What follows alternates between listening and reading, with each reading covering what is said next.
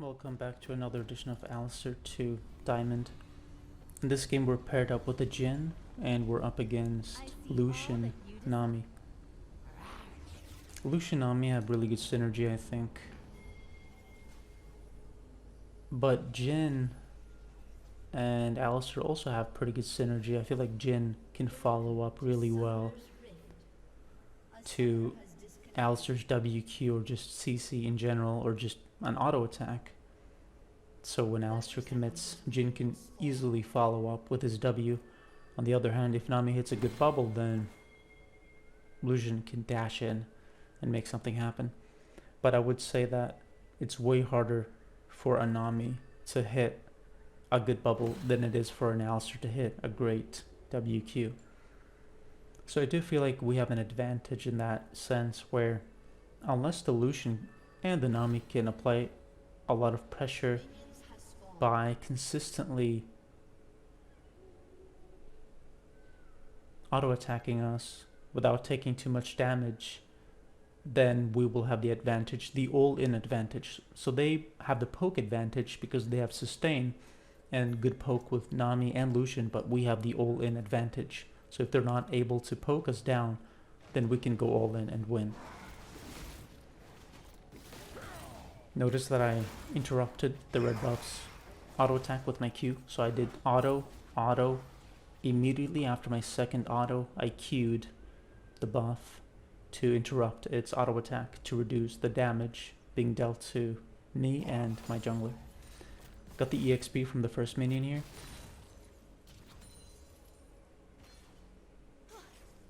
Ward down, pinging that, so we have the timer on it.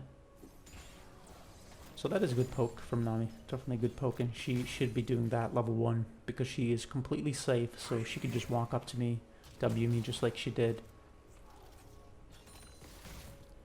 Putting a ward down just in case she tries to abuse the brush. But level 2 we can go in. But they got level 2 first, so yeah, we're level 1, we need to back off. And that's why I pinged, pretty sure, yeah, if you look at the chat on the left side, you can see that I pinged Jhin to, yeah, like, I'm pinging him here. I don't understand what he's doing. I don't understand what he's doing because they got level 2 first, very clearly. So why are you walking up? Why are you trying to, like, even trying to fight them when they have a level advantage, especially this early in the game? It's one thing when you're like level 17, they're like level 18 or something like that.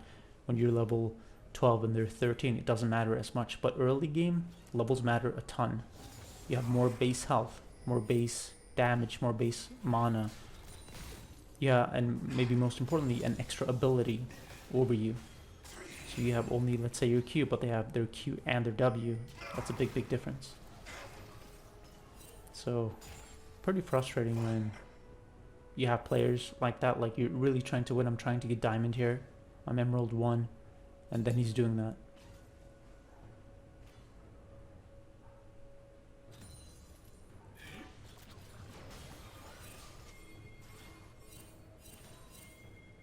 So I'm pinging the Jhin again. I'm question mark pinging him, not to be toxic or anything, but I'm literally saying, what the hell are you doing? Like, wake up.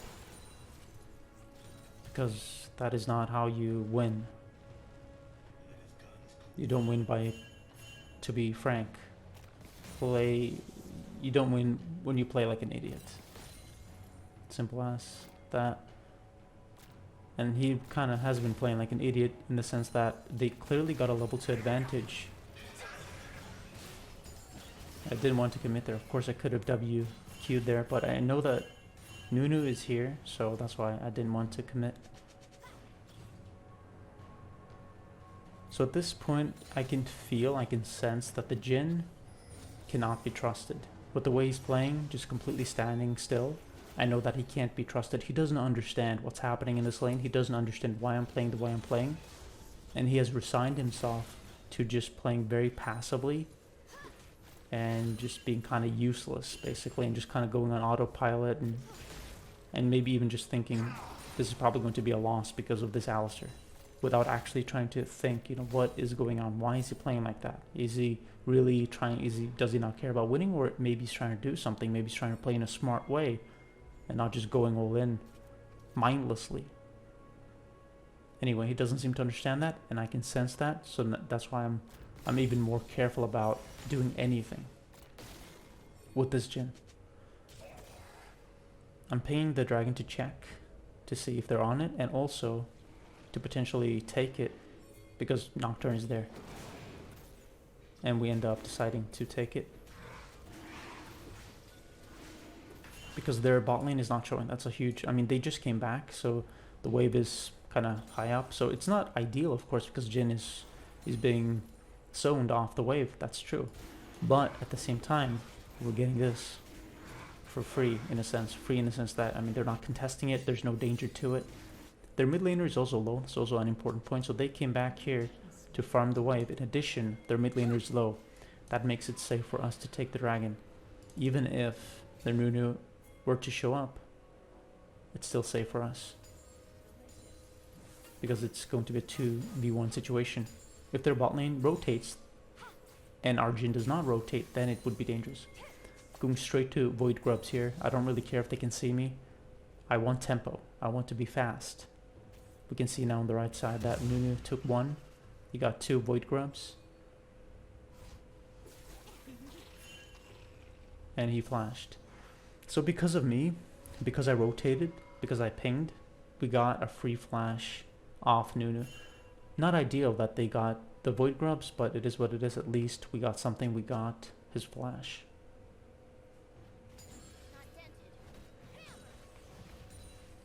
Checking to see if Yon is here. I don't have boots, so I'm... Okay, so that's where he was. Anyway, I don't have boots. I'm extremely slow. But I want to... I always try to... So the reason I'm stopping my recall, I did that intentionally, is just to see in case if he's kind of being a bit lazy with his... If he's just not being careful. Maybe not lazy is not the right word, but just being careless. And maybe he would just TP to this minion here, for example. And then, it would be a 2v1 and we would get a free kill. So that's why I stopped my recall, because I know that he has his TP. So we weren't able to really get anything except Nunu's flash. We go back to lane. Nocturne is here, so maybe we can make something happen. He's level 6.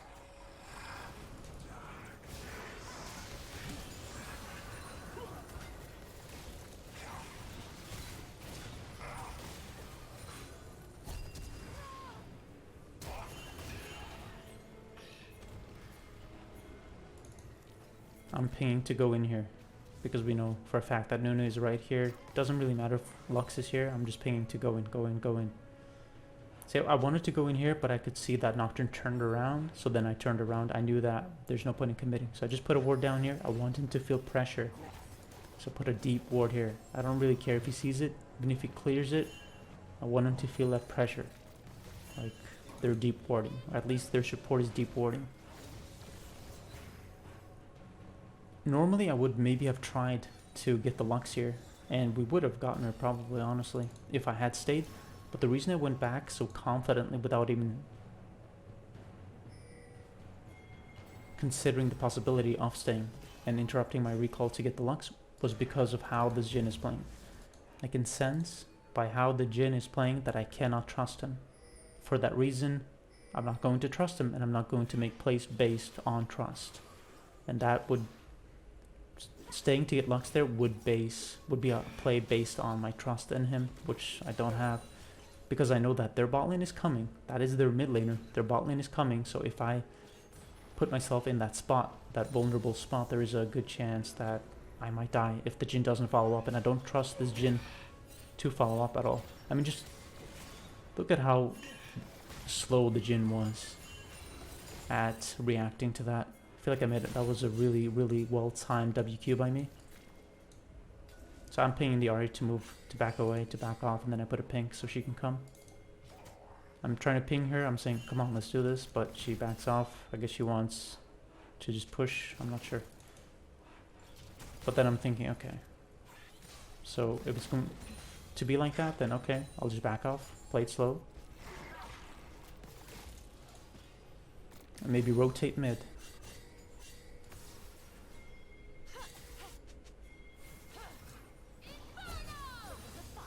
Good flash. Bad flash. Very nice. Well played by Ahri, well played by Nocturne. Good timing from Nocturne to go in at the time he did. And a really good flash by Ahri. At the same time, a mistake by Lux to flash the way she did. She probably shouldn't have flashed at all.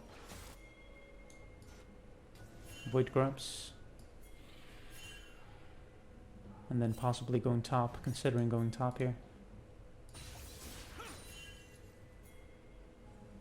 Nocturne wants to just commit to the Void grubs. I'm thinking, let's get this guy.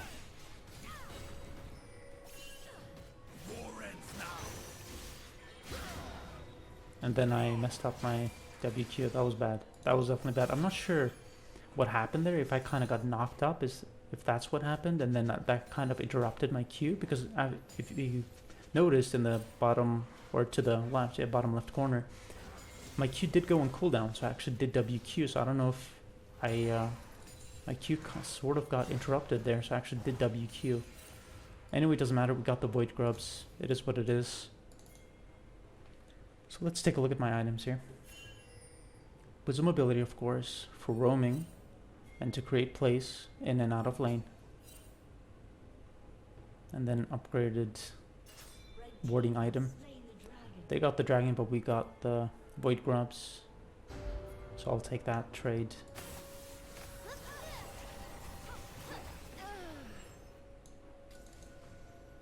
Just warding here to see what's happening.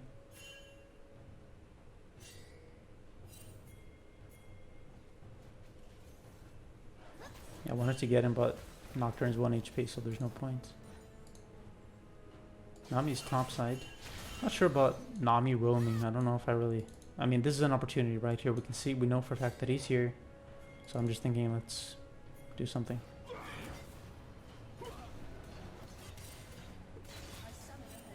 I mean, what to even say here?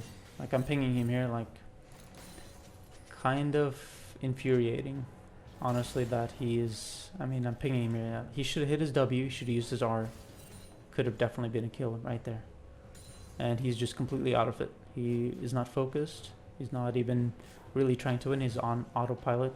Again, like I mentioned, he doesn't really seem to understand what a good support is supposed to do. Especially as Alistar. Specifically, I'm not a passive support like Nami or Soraka's just going to be standing next to him all game and just healing him. I'm going to make plays.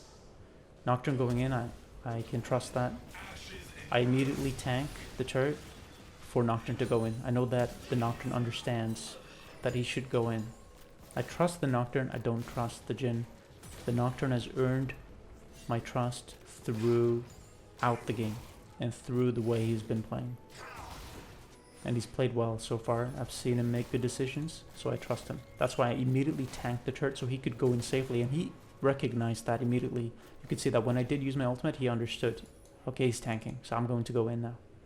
And that is what a good player does. They understand the synergy between champions, and then they make plays off that. He understands the synergy between a tanky Alistar and how he can use that, how he can play off Alistar's tankiness with his ultimate to assassinate targets. That's exactly what he did, so that was well played by the Nocturne.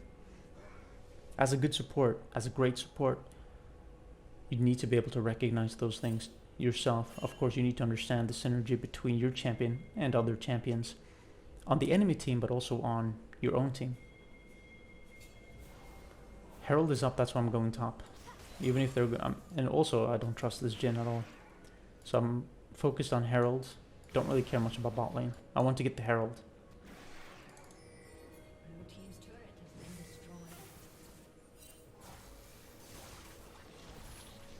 Their mid is missing, their top is missing. And we don't know where their jungler is. I'm standing here in case he walks up here. That's why I put wards here too. So when he, or if he walks up here, if anyone walks up here, I'm ready to go in. I don't want them to see me because that lets them prepare for me. Out of sight, out of mind. That is the concept that I'm applying to League and just how I play. Just I'm trying to stay out of sight so they kind of just, they don't think about me. But then suddenly I'm there to take advantage.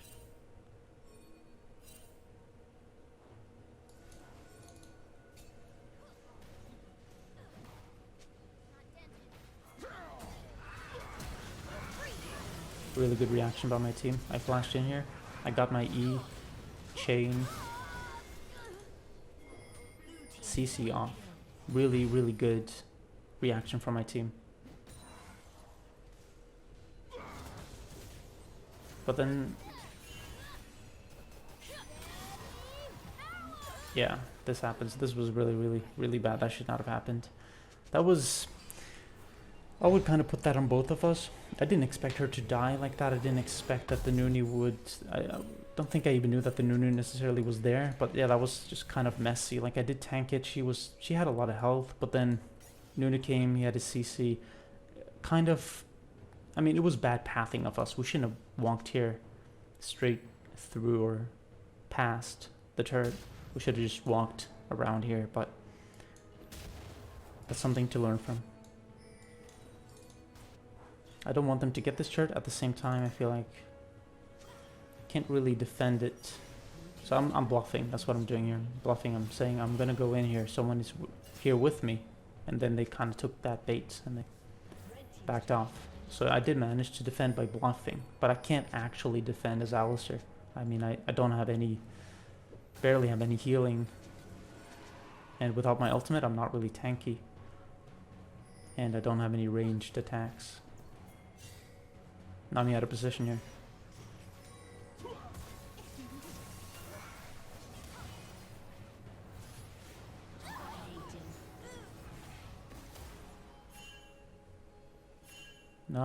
Ari does have her ultimate.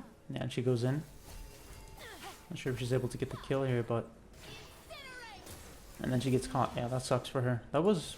I think it was good of her to try to make that play. She did mess up a bit, but all in all, I think it was good of her to try.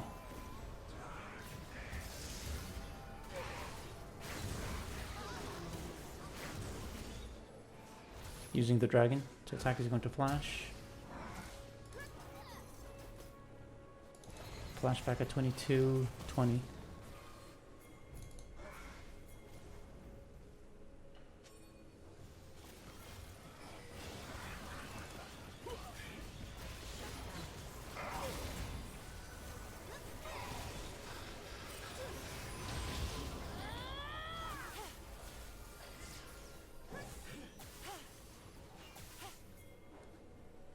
She has one more dash.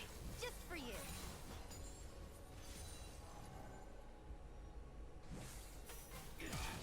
Let's rush. Ari is so low that I don't really want to go in here. I don't have flash. I do have ignite, but she's just so low. So I'm assuming they're taking... Yeah, they're taking the dragon now. You can see it from the particles here.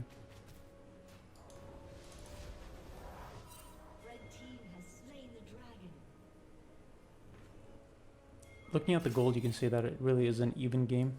But I do feel, and I think you would agree, that my team, it's very clear from how they're playing, from the Poppy, Nocturne, even though like the Poppy's 1-2-2, not exactly an impressive score, but from how she's actually played, just looking at how she's actually played mechanically and just how she's reacting to things happening on the map, I can feel that my team is good. Not the Jhin. The Jhin is useless. I don't trust the Jhin at all. Not trying to be mean, but that's really honestly what I think. But the rest of my team is good, so I know I can trust them.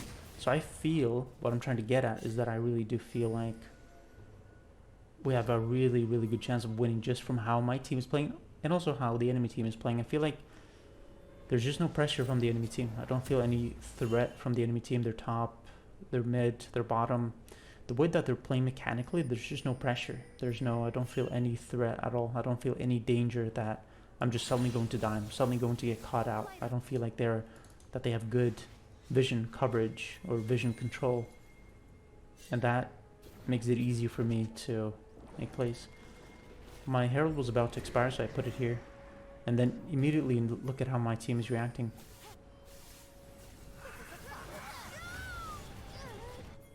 I'm going top here. I'm letting them do their thing. Just waiting to be in the right position.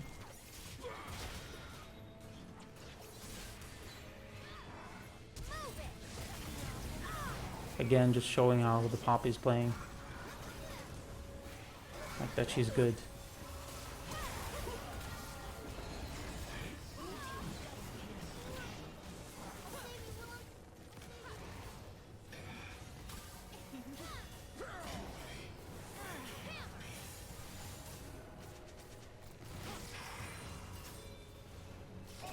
Really well played by my team. How they're all playing together. How they're reacting. Except the Jhin. The Jhin is, well, he's doing, you know, he's with the team. He's doing something, I guess, but I don't really feel like he's done much. Never seen him proactively do anything. He's just kind of following up, reacting to things, just like that.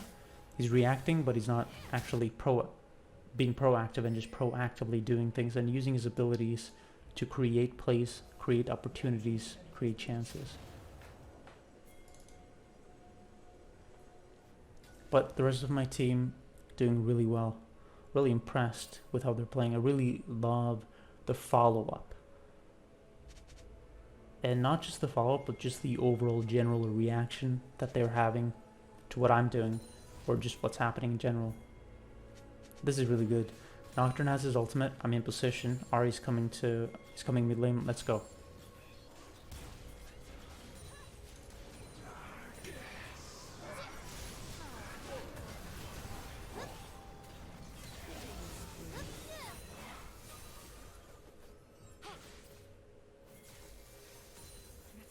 Well played. Now we have Baron. I'm immediately calling Baron here. Poppy's bot. She does have TP too, so I'm saying let's do this. 100%. We got one. We have Poppy bot splitting. Now 2 of them showing. 3 of them showing. Yon mid, so now we know where all of them are. We know we can take this Baron safely. Really good by Poppy to do this. And then now we have Ahri coming in here to save Poppy. And that's really the main thing. She's not necessarily going in to make any crazy plays or anything. She's just trying to save the Poppy, and she managed to save the Poppy, I think.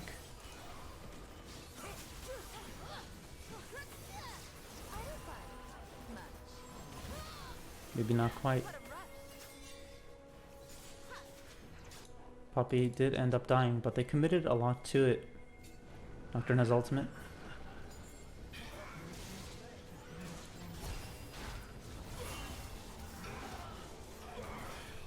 And then he's just AFKing or something. I'm not sure what happened to the Nunu there, but it's good of Nocturne to just go in there. Taking a look at my items, I got the Magic Mantle, Solstice, and Frozen Heart for auto-attacking champions, for Yone and Lucian mainly. Ideally you would want an item that can deal with 3 people, but 2 is good too. And Frozen Heart does deal with 2 of them. Yone is out of position here.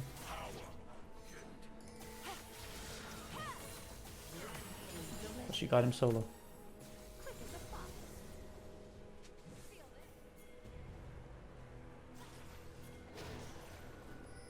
We have vision. Just putting pressure. Just making them feel a bit scared. And then the beautiful follow-up from Nocturne. Interrupted Nunu's ultimate.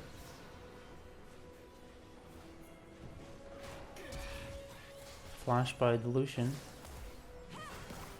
And then he barely, very narrowly escapes the Nocturne. I wanted to WQ over the wall, but Nocturne backed off.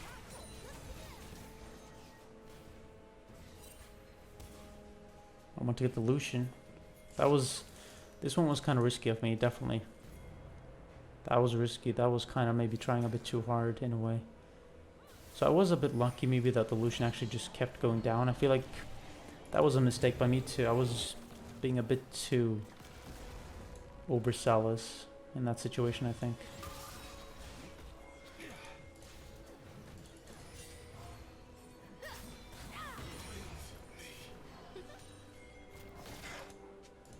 So now we have Baron. What is effective is to use it in each lane. Let's see here.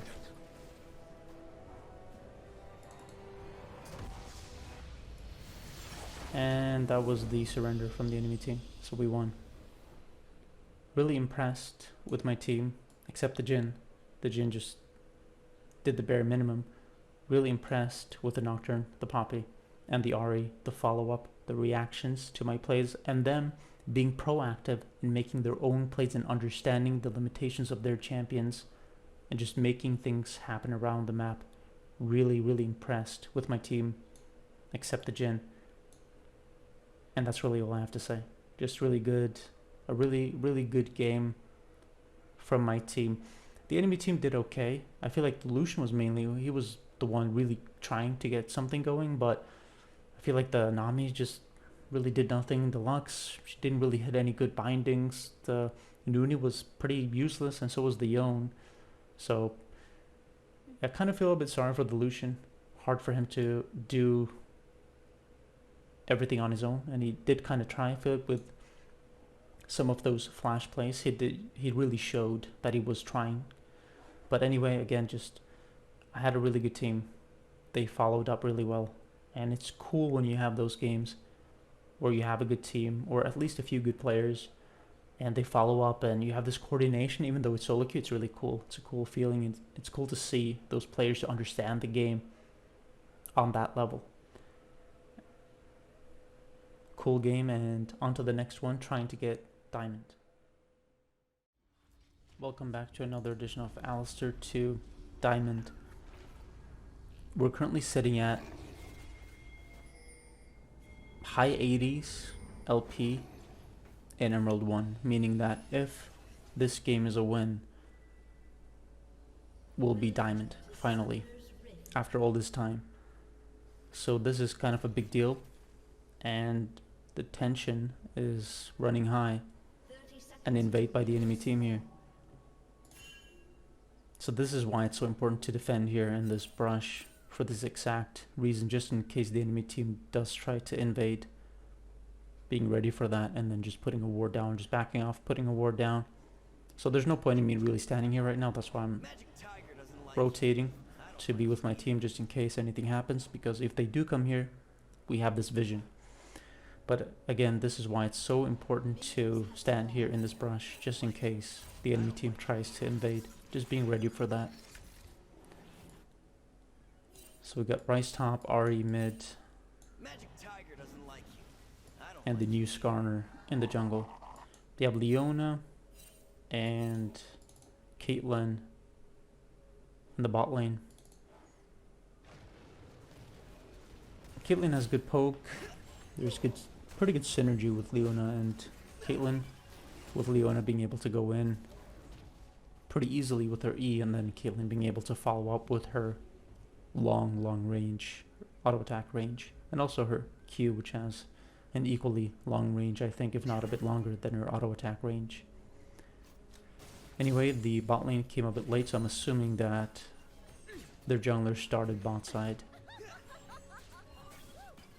And that is important to make a note of. As expected. Trying to get level 2 here, so are they. So we got level 2 first, but we were not in a position to really go in, so I didn't go in. And again, you know, tensions are kind of running high here. I'm trying to get Diamond, so I know that I need to be on point this game to be able to win.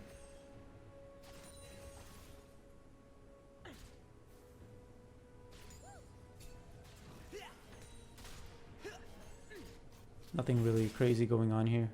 Just standard laning phase. If Leona goes in, I'll just W Caitlyn away. That's what's going to happen, and then Leona is going to be in a compromised position. So that's what would happen if she did go in. So it's not really a threat, just the thought of her going in, and just her having the E is not really a threat. So she put a ward down here that we could see. So we know that they put a ward there. So they got level 3. I'm trying to rotate here because I'm just looking at what's happening mid lane. The Ahri kind of got baited, and she just played it poorly. Like, she missed that charm. Yeah, she did not play that well. I was definitely ready to flash there. Instead I just used my... So I wasn't able to get anything done, so I'm just going to use my relic shield, push this in. And honestly I'm pinging here to just get the first plate. It is early game, so maybe it is better to back off, but I wouldn't say it would be incorrect to try to get the plate and get the plate, because it is a bit of extra gold. So going back bottom, but playing it really safe here. This is, you know, showing pathing. I'm even going mid here. I was going to go bot, but then I decided to just go mid for a second just to see what was happening. Based on the timer, Kha'Zix should be...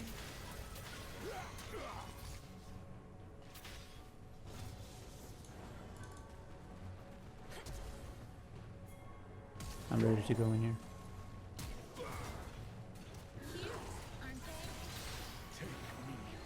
Yeah, like I said, based on the timer, Kha'Zix should be here taking his grump. So I'm pinging. Yeah, I'm pinging the Ezreal to back off here because I know that, I mean, we could literally see Kha'Zix, but even if we couldn't see Kha'Zix, the Ezreal should not be playing up when he's in a 2v1 situation in lane.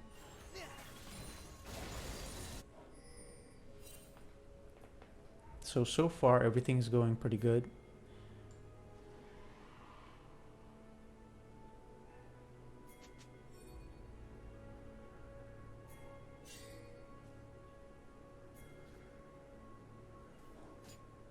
So Kha'Zix is moving in to take, but I put this ward down here so we could see. And then my team does not react. I think I even used my ignite there at the end, which was very good. I used it on the Leona. So I turned it around. I got caught out here. I was a bit careless.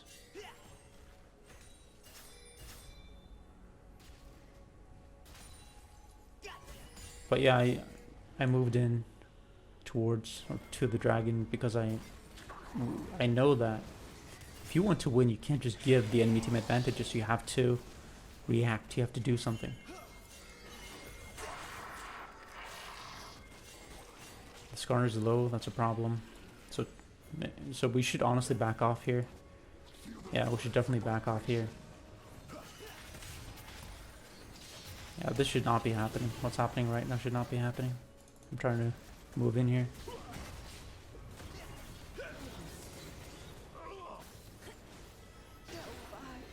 So far, again, everything going really, really good. Turning favorable for us. So it's good. I'm not really sure when I was here and I got caught out. I might have, you know, maybe I shouldn't have. Yeah, we're taking this slowly. Maybe it was a bit risky to stand here like that. But I knew that they were on dragon. I didn't want to just give it to them. I wanted to be in position. But anyway, maybe that's something I needed to be more careful with.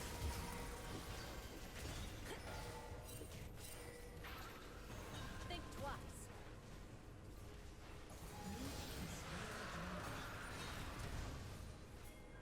Playtime's just beginning.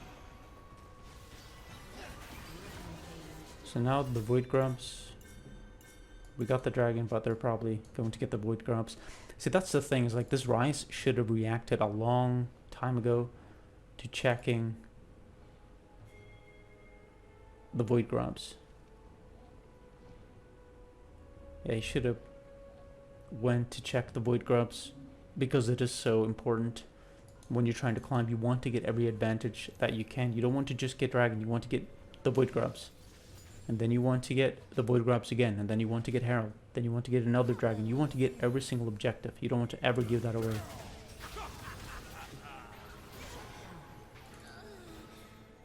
So that was a misplay by me. I WQ'd the minion. I wanted to WQ him, but I think I misplaced my cursor there, so that was kind of unlucky. And I should have used I could have interrupted him with my Q there. I would say it was definitely unlucky with the placement of my cursor.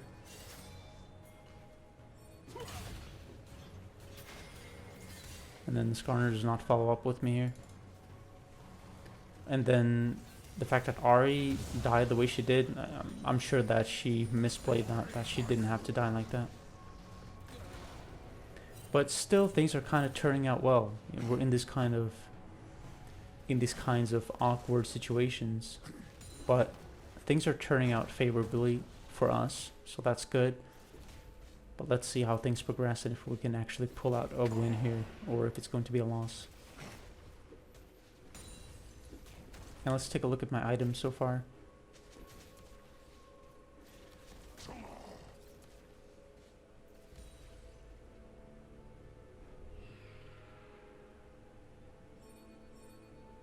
So this is just my warding item, and then I'm putting a deep ward here and then boost mobility. I'm pinging Skarner to stay with me here.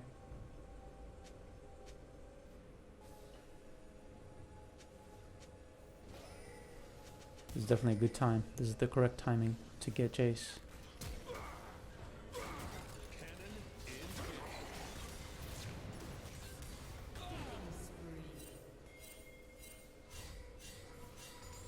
Turned out well. I messed up with my Q there, or did I really mess up? He flashed and then I was out of range.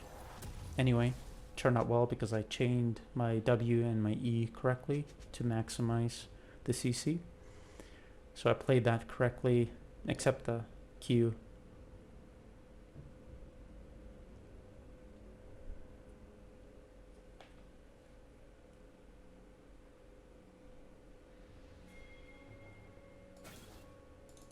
And now, after doing all this roaming, I do feel like I have to go bot. Also have to remember that I'm level 4, Caitlyn is level 7, and Leona is level 5, so I need to get levels back.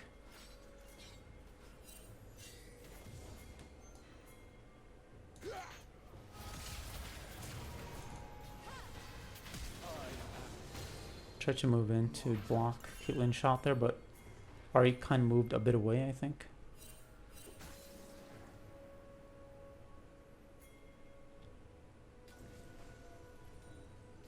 Moving in here.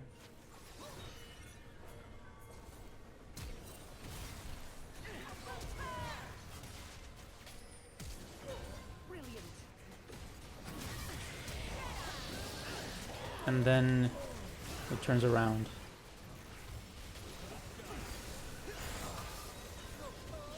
It was going pretty well. The Leona stun lasted a long time, so I wasn't able to follow up on Caitlyn. And then in addition, they got the TP from Jace, and Kha'Zix was also bot side. So that definitely sucked. Everything was going really well, and now everything has turned around. I mean, just look at the gold lead already. Just from that, they actually have a gold lead over us when we were in control. Let's take a look at the revision and just what it looks like. So I'm trying to go in here, trying to create a situation.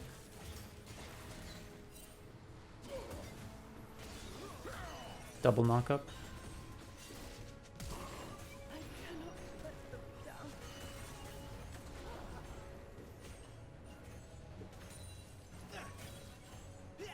Tried to create an opportunity, even though things were, I mean, things went really horribly with what happened with their TP and so on, and them killing us. Managed to turn it around, that was good.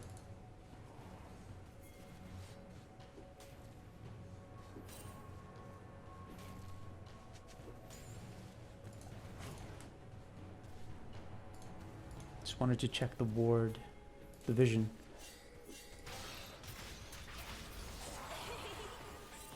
Yeah, I feel like this Ari is just not playing well here. Immediately I tried to react to what was happening mid to try to save or help Ari, and I know he has his W. With his W he's going to get a lot of health back. And I'm up here because of the Void Grubs. I don't want them to get anything. So we know that Kha'Zix is here now, so we should definitely get him.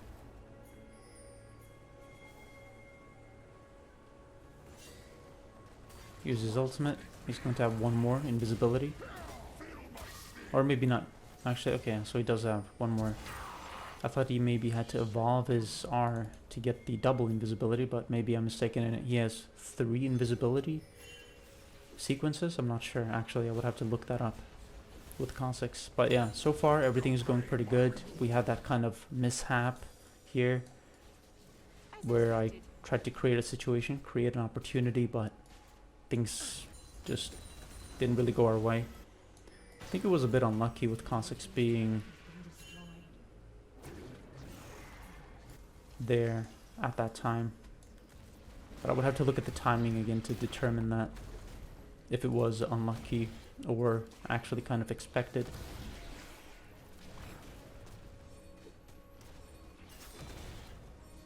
Just trying to get the Herald.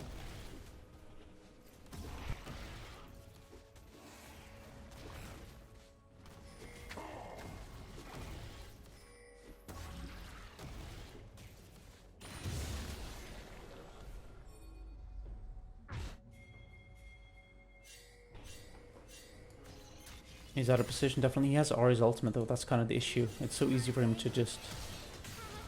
And did she flashed into him there? Oh my gosh. Maybe I didn't need to WQ him. But anyway, Ari definitely misplayed that. Yeah, I think she misclicked. I mean, it is what it is, I guess. Everyone makes mistakes here and there, but it really sucks. I feel like they already misplayed badly before, where she didn't have to die, where I misplayed with my WQ, but it was more of a misplay by her than me, in the sense that she actually died, and with me it was just not ideal. That Leona ultimate does last a long time, but I was able to survive because of my ultimate. And I took the ignite too, so that was good. He misses his R. So I'm standing here, I'm really low HP, but I'm standing here because of Rice moving in, and I was hoping that Skarner would hit his R. So I'm just ready in case something good happens. But I don't even know what the Rice was doing there. And then they come in from the side there because I was... At the very end, that was my mistake. I should have probably just backed off here. At the very end. Before that, I think it made sense that I would stay because I was waiting to see if they would maybe make a mistake. If I could kind of turn it around somehow, the situation, but... Then I kind of overstayed for just 3-4 seconds, and then they walked around, and then they got me because I was so low, and I didn't have my R.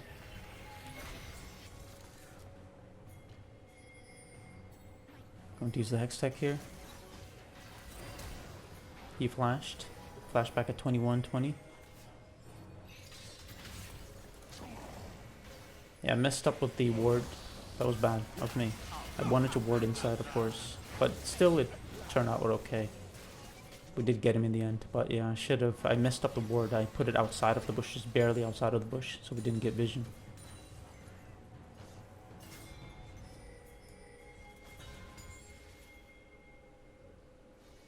So I'm pinging to go top here. Yeah, to get the top turret. I wanted Rice to push, but he backed off because of Jace, I guess. But I still think he should have just taken the turret. But maybe not. Maybe it is better that he went back to defend, because maybe if he stayed, maybe Jace could have gotten this turret. So maybe it was correct of him to actually go back and just let me finish it off. Let's take a look at my build here. Solstice, and then Frozen Heart for auto-attacking champions. Jace is auto-attacking. Kha'Zix is, not really auto-attacking, but it's mainly Caitlyn and Jace, I guess, for auto-attacks. And I'm not really sure I can't say with 100% certainty if Frozen Heart is the right call here. This should be a kill, I feel, but Ahri doesn't have her ultimate. I do feel like there are a couple of things, just looking at the game again. Yeah, looking it back, I feel like there are a couple of things here that are kind of just not going our way. Just a bit of unluck here and there. A bit of lack of luck that is creating these situations that aren't ideal. But we're definitely not just in it, but maybe, I mean, we have 2 dragons. They don't have any dragons, so we're winning. We have the top turret. We don't have mid yet, but we did have their bot turret. So things are looking pretty promising so far. This is more than a winnable game. This is, I would say, if I were to put our chances at a percentage, I would say maybe we have a 55% chance of winning the game as it stands, something like that. So slightly favorable. Rice does not have his ultimate or TP, so there's no point in trying to make that work. Going to go mid. I don't care if they can see me on the shot. I'm just focused on tempo, getting to where I need to be as quickly as possible. Ezreal is low, and then he gets caught out. So I didn't go in because Ezreal was low and no one else on our team was in position. So I'm ready here for them to... Yeah, and I wanted to use my Herald because I had Herald and it was about to expire, so I thought I have to use it here, get a bit of damage on the turret. I didn't want the Herald to go to waste, so that's why. But then this is what happens. TP.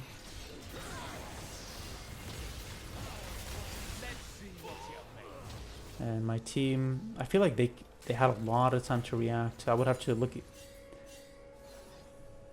at the situation back to determine, but I'm pretty sure my team had ample time to react to what was happening with me going here, using the Rift Herald, and then the enemy team reacting to what was happening and rotating towards me. Everyone is low on my team.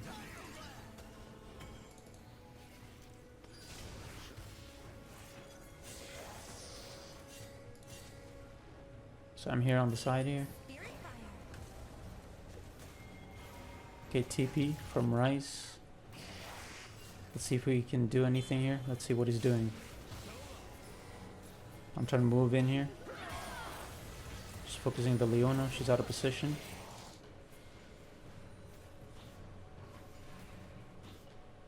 And then deep warding. I want to make them uncomfortable, and I want to give us as much vision coverage as possible. Continuing with the wards. I don't really care if he clears it. I'll just keep rewarding.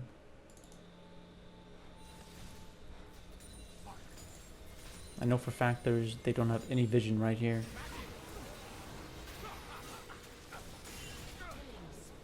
And then he dies.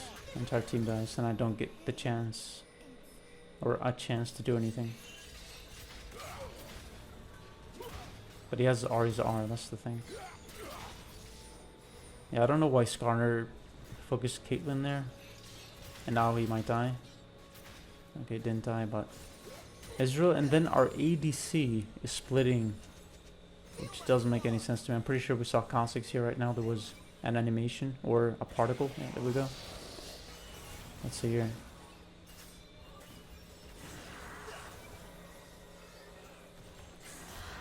Why didn't he even use the bush? Pretty sure he could have beaten that. Could have won if he went into the bush. And then our Skarner is... I don't know.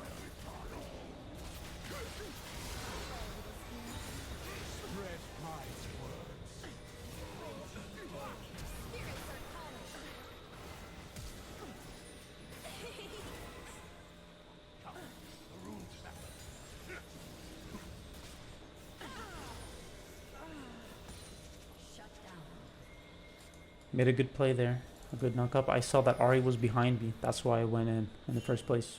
So important to have really good map awareness to be able to carry as a support. You need to always be sure of, or have a good idea of where your teammates are so you can make plays based off that. For example, if I'm here and I can see on the map that Ahri is around here, I know that if I go in with my ultimate, she will have enough time to walk up and then engage.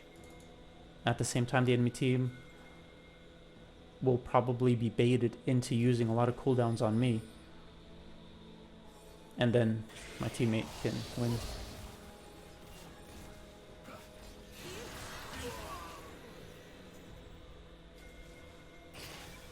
What to say there?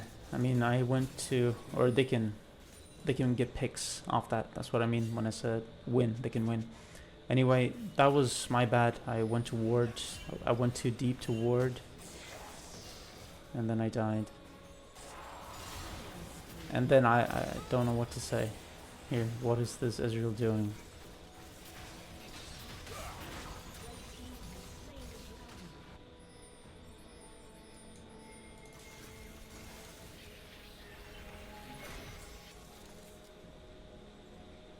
Now I'm thinking that they might too. Baron.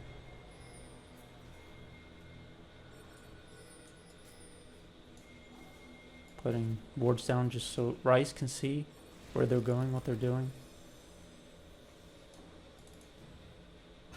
I was just standing there, intentionally just baiting her basically. But like that should not have happened. Like the Ahri dying like that? No way.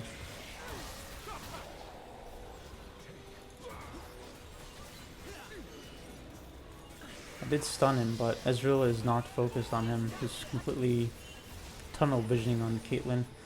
I feel like my team really dropped the ball here. I feel like I played really well. I did a lot. I mean, this wasn't my mistake, 100%. Just trying to get deep wards, kind of deep wards considering the state of the game. Deep wards down. Just a bit. I was a bit too aggressive with the warding, a bit too careless. So that was my bad. But then here, I feel like I played really, really well. And I've done a lot throughout the game so far.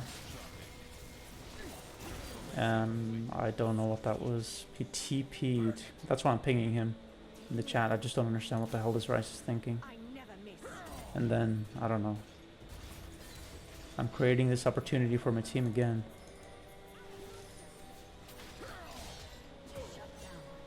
That's good, dubbing him away. Creating a lot of distance. So he can't do anything. But then my teammates die again. Let's take a look at the score here. Ahri's 8-6.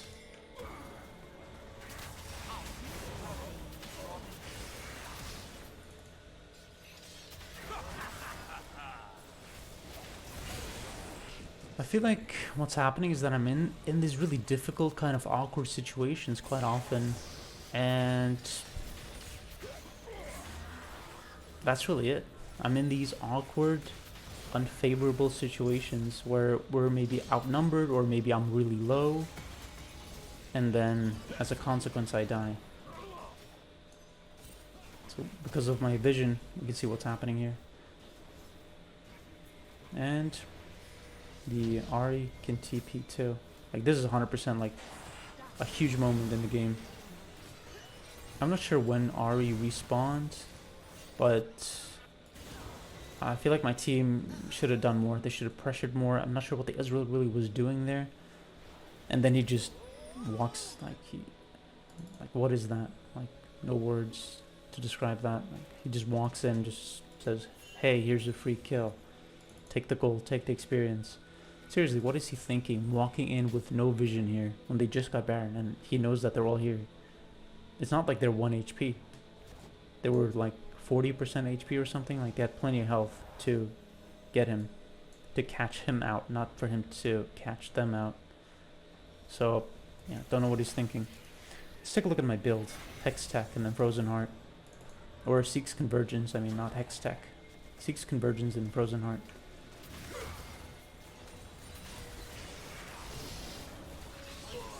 And now they have a lot of control. I was just trying to not give them everything, I guess.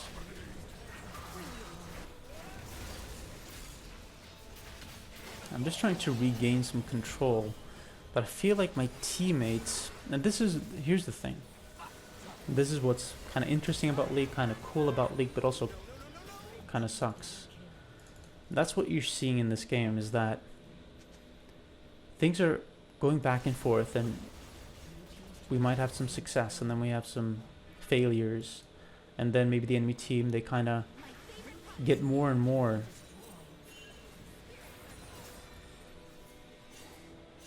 I'm trying to create a chance here. Create an opportunity. Get something going. But yeah, going back to what I was saying, it's interesting because you have this back and forth, but then you feel like the game is slipping. Just like in this game. Like I know that he can see me there with the, but he can't actually, like he can't target me. So I'm doing that intentionally. I'm standing there to I'm trying to get something going. That's why I'm standing there. That's why I was waiting. I was waiting for my team to react, to do something. This is what I'm talking about. There's this back and forth, but you feel like the game is slipping because your team is not putting pressure. And that's exactly what I'm feeling with this team. I feel like not a single person on my team, except me, is putting any pressure on the enemy team. They're not making them feel uncomfortable. They're not putting any pressure through vision, through macro rotations, through good movement, good juking, sound mechanics, a combination of all of these things. I can feel that as I'm playing. I can feel it right now, and you can. I mean, just look at the score. We were clearly winning this game, even though it was even. We were clearly winning, and then it's been kind of gradually slipping ever since we got out of the laning phase, or since we went into the mid game, maybe around 20 minutes or 17, 18 minutes, something like that. The game has been slipping, and I feel like a huge part of that is because my team is not putting any pressure on them. They're not making the enemy feel uncomfortable, and I can sense that. And that's the issue. As a good player, you can sense when your team is not doing what they're supposed to be doing. When they're not putting pressure on the enemy team, or they're not putting enough pressure. And what happens is it kind of creates this impatience within you. Or if not impatience, it creates a desire or a mindset for you to do more and more and more. And as you try to do more, you make mistakes. Just like this. Like, what is the Ezreal doing? Yeah, he's just giving them a win, basically. And then I went in as a result of Ezreal making that mistake to just try to make something happen. And then the Ryze plays horribly, mechanically speaking. Like, I don't know what he was doing. He played that so horribly. So I'm just saying, mistakes beget mistakes. One mistake turns into more mistakes. And that's what we're seeing here. And it's very frustrating. I feel like I was playing well. Like I said, the tension was there for me personally because I was Emerald 1, let's just say 85 LP. So I knew with this win I would get Diamond. And now it's right back down. Now I know that I'm going to need 2 wins to get Diamond. So it's very frustrating. But what can you do except move on from this? And my mindset has been gradually more and more like to just be what is maybe 1 or 2 things that I could learn from this game. And like I mentioned before, for example, the fact that I deep warded here. Maybe I was a bit too greedy with the warding here in the game, and then I got caught out. So being very careful with warding and getting caught out. Or for example, if I'm Alistar and I'm going to ward it and I know it's a bit risky, I should make sure that I at least have my ultimate up so that I can survive and then maybe turn things around potentially. But at least no matter what, even if I can't turn a situation around, I should have my ultimate, because it increases the chance of me getting out of the situation, or maybe even turning it into something good. That is, if I get caught out, for example. So I can turn a bad into a good, a negative into a positive. That's just one example. But all in all, my team was clearly trying to win, but I just feel like, just being honest, I feel like I was playing really well. I did make some mistakes, but I feel like most of my mistakes, except the one here where I WQ'd a minion, most of my mistakes were because of my teammates not putting that pressure in. Again, like I said, creating that kind of impatience within me, or that feeling like I have to do more and more and more. And as you try to do more, the likelihood of failing increases. But again, you kind of feel like you have to do it if you want to win, because if you don't do those things, then the enemy team will get more and more advantages because your team isn't applying that pressure that you need. Just some food for thought. Good game. It is what it is. Moving on to the next. Welcome back to another edition of Alistar 2 Diamond. In this game we're paired up with a Jinx, and we're up against Kai'Sa, Janna in the bot lane.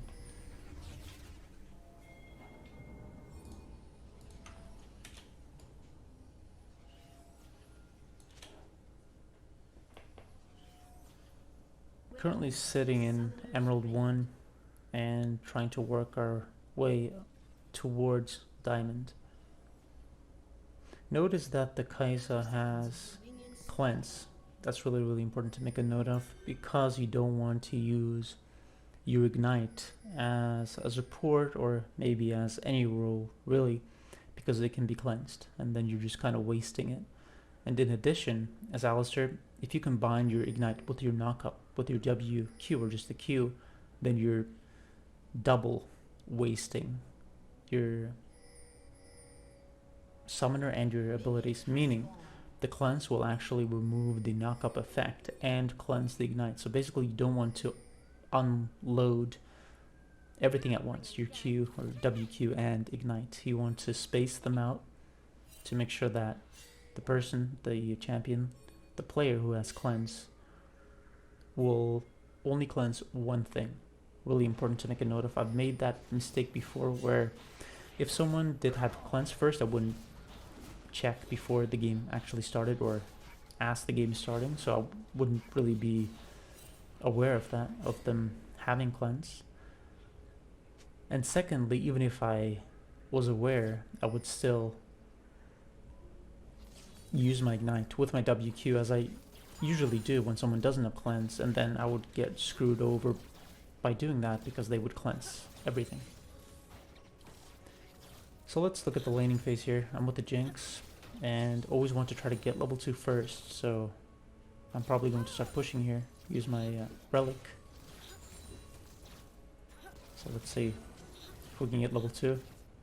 Looks like we're going to get level 2 at the same time, pretty much. Yeah, same time. So they have Ahri mid.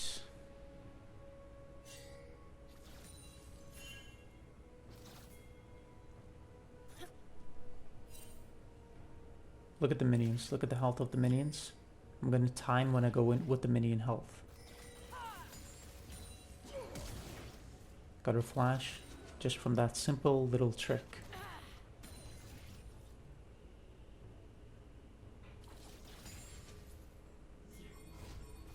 Kindred invading.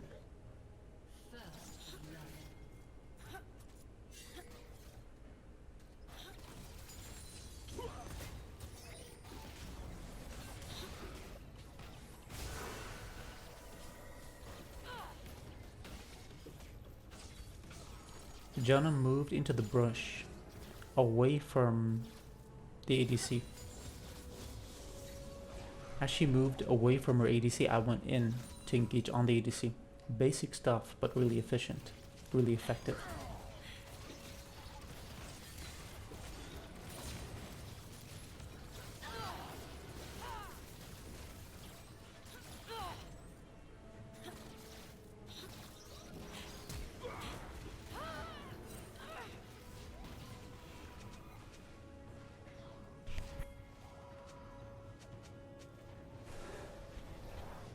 Used my ignite on Janna instead of Kai'Sa because Janna doesn't have cleanse naturally, so I deliberately did it that way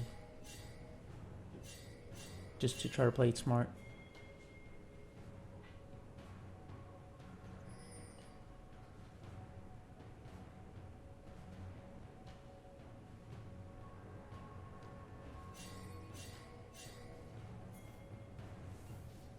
Let's look at the position of Ahri here. This is too far out. Yeah, this position is just too hard. I tried to make something happen. Maybe forced it just a bit. Trying to help Shaco here, and then maybe we can go bot. No vision, but we know that they're probably still far up in the wave, but not 100%. I don't like that Shaco did that because it alerts them. So they know we're here, but maybe they thought it was just me here, not Shaco.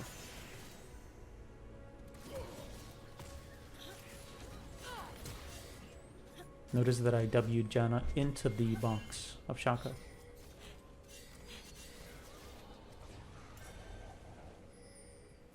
Jinx converging. This here is going back, not coming with us, so I'm backing off too. Shaco is annoyed with Jinx there, it seems. She feels like she should have done more.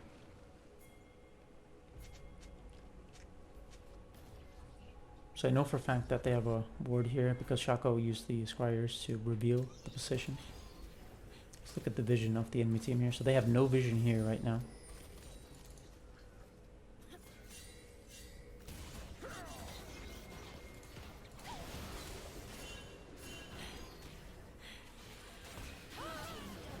And that's what happens. Really important to try to make use of vision and lack of vision. So when you have vision and you deny the enemy team vision, or you're trying to play it a bit smartly and you're standing in positions where the enemy team does not have vision, that's how you can create opportunities and create chances. That's what I did there. I stood behind the wall here because I knew they didn't have vision until they would walk up before it, or when it would be too late, pretty much. So, and that's exactly what happened. I timed my Hex Flash with them moving up, and then when they were in that position closer, that's when I went in, and they at the same time didn't really have the opportunity to prepare for that because they didn't have vision. So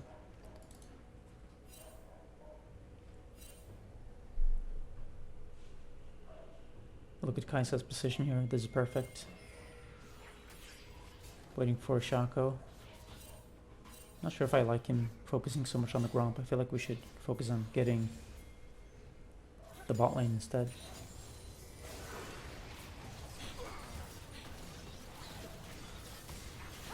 Don't use my W. Waiting to use my W to use it on Janna instead.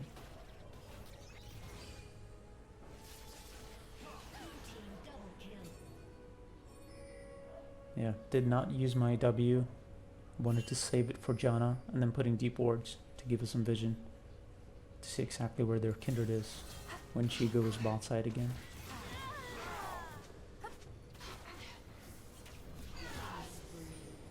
At least she got 1 kill, that's good. So let's take a look at my items. Prism ability, 2 pink boards as always, and then double cloth armor. So far things are going really well. Playing with my Shaco when he's been bought, and he's also kind of played with me. And the Jinx has followed up really well. I'm pinging the red because we can see that it's spawning. And considering that we know that it's spawning, I mean, why not move up to see if their jungler is there.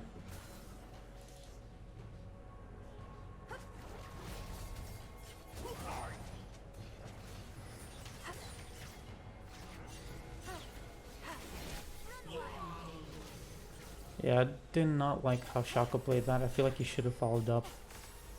Just for you. Two main things happened there. Number one, I put a deep ward. Maybe that was a bit too greedy of me. Maybe I should have been satisfied with just putting a ward here and then backing off to walk around the other way so Kindred wouldn't see me, but I took a chance to just get the deep ward first. And secondly, when I re-engaged, or not re-engaged, but just engaged Kindred when she walked up here, that's when Shaco should have moved. He was so focused on using his box that I died, and I think we would have gotten the kill if Shaco just went in. Look at the map. Look at my Azir and my Shaco. Not using my Q until, yeah, waited to use it on Irelia because I knew that Kindred, I put Kindred in such a bad position that it wasn't necessary for me to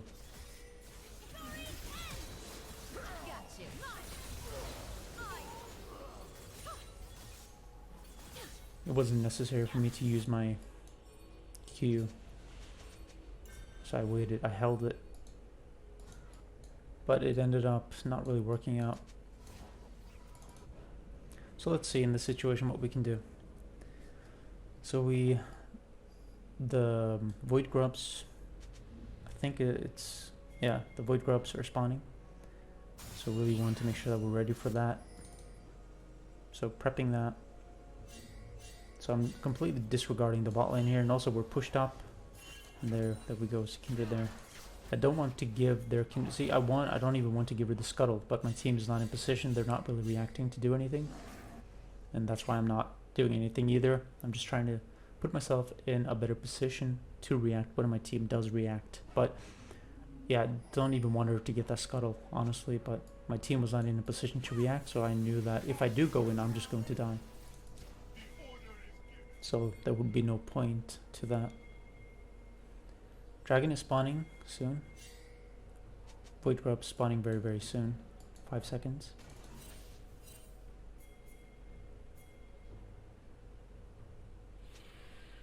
They have vision here, that's why I don't really want to walk up here.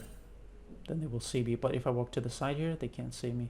Let's take a look at the vision quickly. Yeah, so if you walk here, they can't see you. So they have no idea of where I am. They just know that I'm not bot lane. She's doing well bot lane. Kindred is there, so we should definitely get this. Kindred is showing bot, so that means, and she even got the kill, so that's very good. That means we should take this. Irelia out of position here, so take advantage of that. I would prefer if Shaco came with me, but whatever. Irelia goes deep. But our Vayne is 1 HP, so...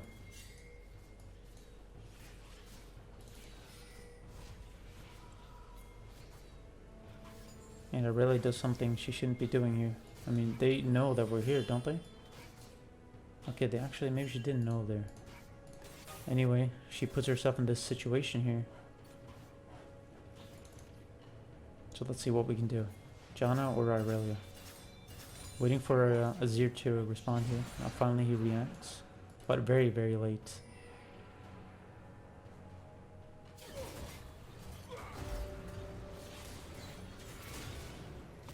Ignite.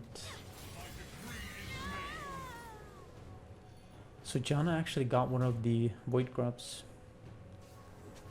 With her tornado, I think. So it just damaged the, or just attacked the minions to make the wave push faster into the top turret. Even though Vayne will lose some gold in XP because of that, I did it because I just wanted the wave to crash into the turret as quickly as possible, and I wanted to kind of help Vayne push that because Vayne is pretty slow at pushing. She's pretty decent, or pretty good at taking turrets, but don't know why Azir is pinging me. Maybe because he doesn't understand what I'm doing, because we lost the bot turret and he's just thinking, what is this Alistar doing? Like, why would he be going top? And so on. But the Herald is spawning soon. That's why I'm top side. There's nothing to defend bot side. Doesn't make any sense to stay bot side. There's nothing to do here. So they put a ward down here. What makes sense is to do this, to focus on the objective that's coming up, which is Rift Herald. Getting Rift Herald will help. Making something happen here.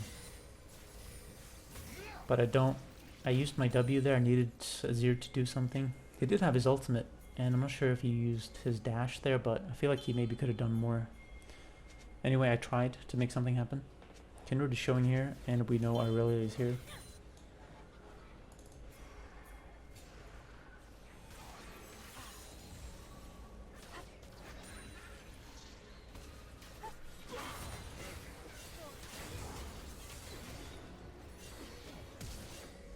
Flash. Back up at 19. I think it's a good idea to get in the habit of timing flashes.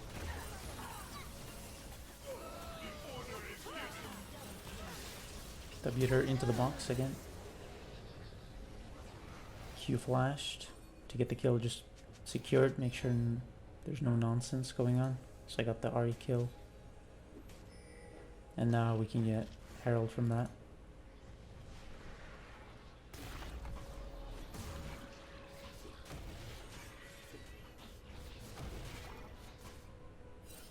And I definitely want to take the Herald's buff if I can, so always want to try to take the Herald buff if I can. Deep ward here and here, that's because of me, because I put that deep ward there so we can see exactly what's happening here.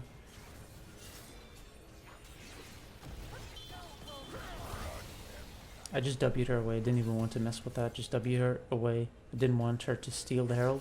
Shaco got the Herald buff because I prioritized getting their jungler off the Herald, just to make sure that we would actually get the buff. So let's see, so Shaco, okay, so Kindred is invading here. Yeah, just look at the damage from the boxes.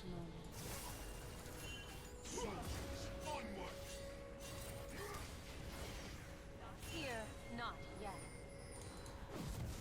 Yeah, she's completely screwed. Yeah, she should not have invaded. Not sure why she did decide to invade in the first place. Anyway, there are no bot turrets.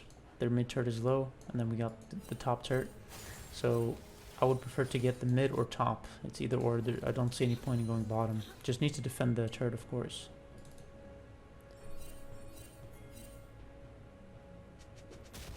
Removing the cone. Don't want any.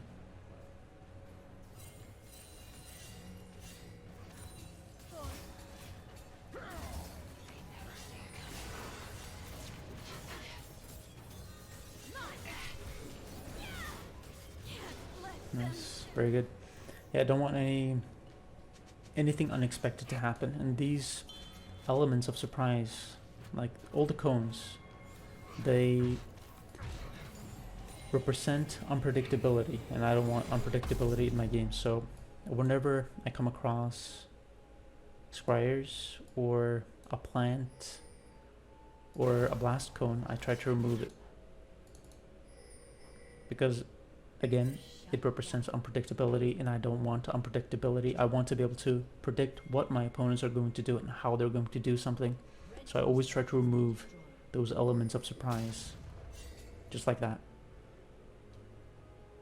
I got Frozen Heart to reduce attack speed of the enemy team. Let's see if we can set something up here. Just putting a ward here just to get a bit of vision here, and also in case they try to sweep. I'm saying I want to fight here. This is a really good setup.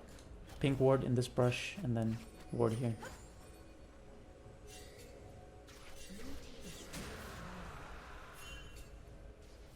Jana was here. Kindred here.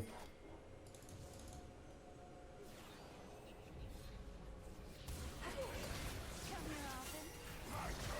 Chase feel content. I'm not sure if... Yeah, the Asir was... I don't know what he was doing there.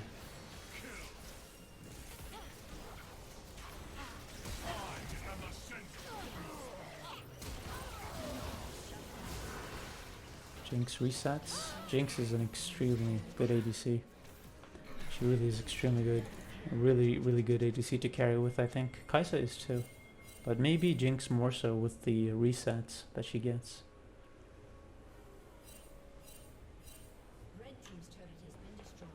Just defending. So we can see her here because of vision. So now I'm thinking, I want to be annoying. I want to stop her recall. That's really it. Nothing more, nothing less. Just stop her recall, be annoying.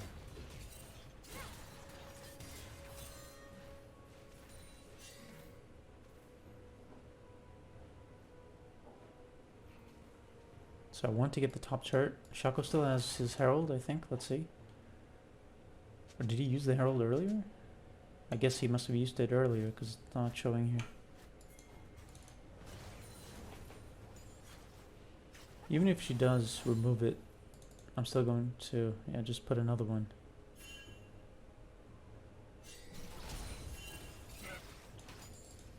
So we know now, just from me warding, we know that they have a pink here and here. So we're getting valuable information here. And I also know for a fact that Kindred is up here, so that means that I can move up to defend. So they're TPing here. TP back at 25-30. Yeah, I wasn't sure. Both Shaco and I think, were pretty unsure if we should go in or not there. We decided against it because...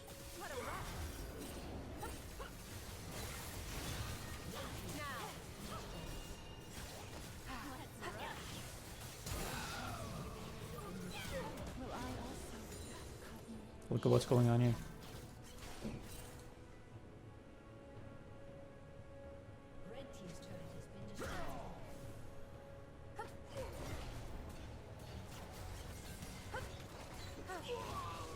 Trying to delay them as much as possible to get as much going here.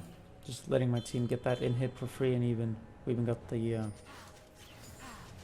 inhib turret. Looks like the Kai'Sa is pretty frustrated with Janna. Yeah, I will say that the Janna I feel has no impact, no presence in the game at all. I don't feel her presence in any way. When you're playing against good players, you can usually feel their presence. You can kind of feel they're being annoying. They're being everywhere. They're always kind of making you a bit uncomfortable. Like you're just not sure, can I walk here? Can I do this? Can I do that? Because of this one player, or maybe these two players. That's what happens when you're facing a good player. They're kind of suffocating you. But with this Janna, I'm feeling zero presence.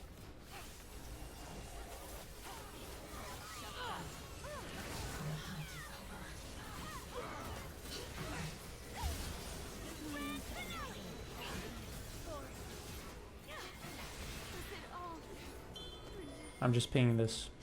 Screw Baron. Let's go mid. Let's get this Nexus and win the game. If you have a chance to win the game, take the chance. Don't take Baron. Don't do anything else. Only focus on that.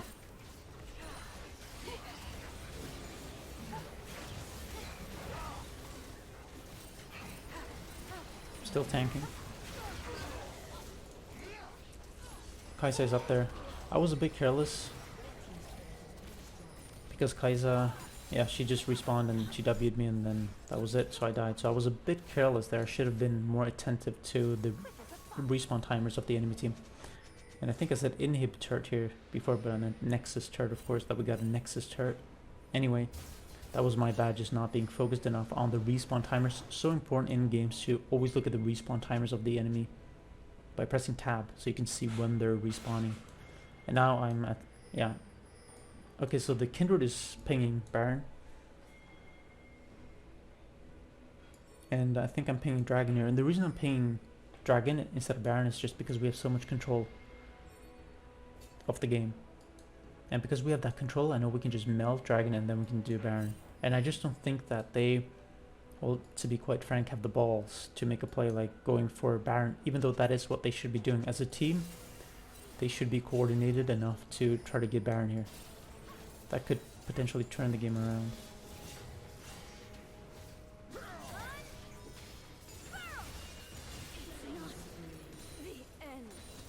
Yeah, they should have all went as one to get Baron at the stage in the game. That's the truth. That's what they should have done. And instead they did nothing.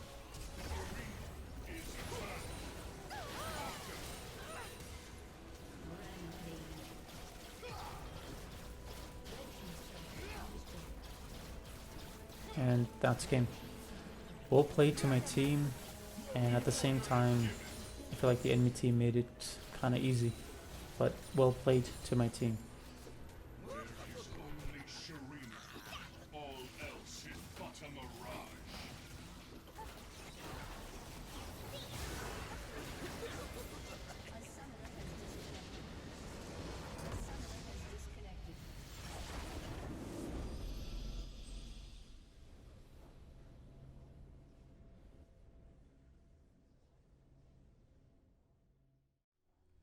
Welcome back to another edition of Alistar to Diamond. In this game, we're playing Caitlyn, not Alistar, because my role, I was assigned my autofill role. That is at least what I consider it to be. Even though it is actually my secondary, but I don't really have an interest in playing any other role besides support, to be honest. So whenever I get ADC, it kind of sucks. I always ask for support. I did ask my support this game to get support. I said I prefer support, but she didn't respond, and then I picked Caitlyn, which is my go-to pick as ADC. So let's see how the game goes. Standing in this position, in this brush, to defend as always. They have Shaco, Irelia top, so Shaco, so Irelia can get on you, or get on me really easily. Shaco, he's really strong in the meta, I think. Just an overall really strong champion, both as a support and in the jungle, maybe even top, maybe even mid. Like, Shaco just seems to be really strong right now, in my opinion. Malphite can be really up and down. He has his ultimate. He doesn't really have a lot of versatility to his kit, but he can definitely be a threat, but a really simple champion. And they got a lot of poke here with the Lux and Senna. So a lot of poke in the bot lane, and I know that from the get-go. ADC is not my main role, and I really know that from the get-go when I'm what I consider to be auto-filled. Like I said, I know that I'm kind of to a very, very large extent at the mercy of my team. I need my team to do well, probably win at least 2 lanes, because I know that I'm not going to win my lane. I might do decently. I could potentially win it if maybe I got a lot of help from my jungler. As you can see already, like, they have a lot of poke as expected. The Nami, I think she was just kind of not doing anything. She wasn't really harassing the Lux in any way. She wasn't being a threat in any way, doing anything to the Lux to make her feel uncomfortable. So I don't think she maybe understands how to play support in that way, where you have to kind of make the enemy team uncomfortable. And I'm the ADC. I'm not used to playing ADC. Even though it is my secondary, I barely play any ADC at all. I pretty much don't play ADC. So it's looking really bad already. So our mid has died. They have a poke lane, and I feel like my Nami's not doing much. And I know for a fact that, again, you know, not pretending like I'm extremely good ADC player in any way. I have no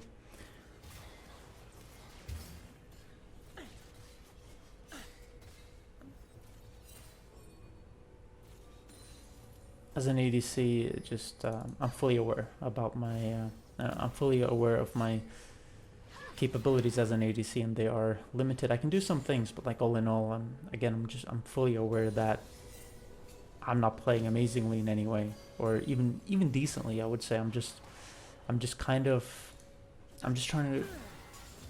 do something. I'm just trying to at least not really be a liability by just dying over and over and over again, you know, and just, you know, playing the macro game by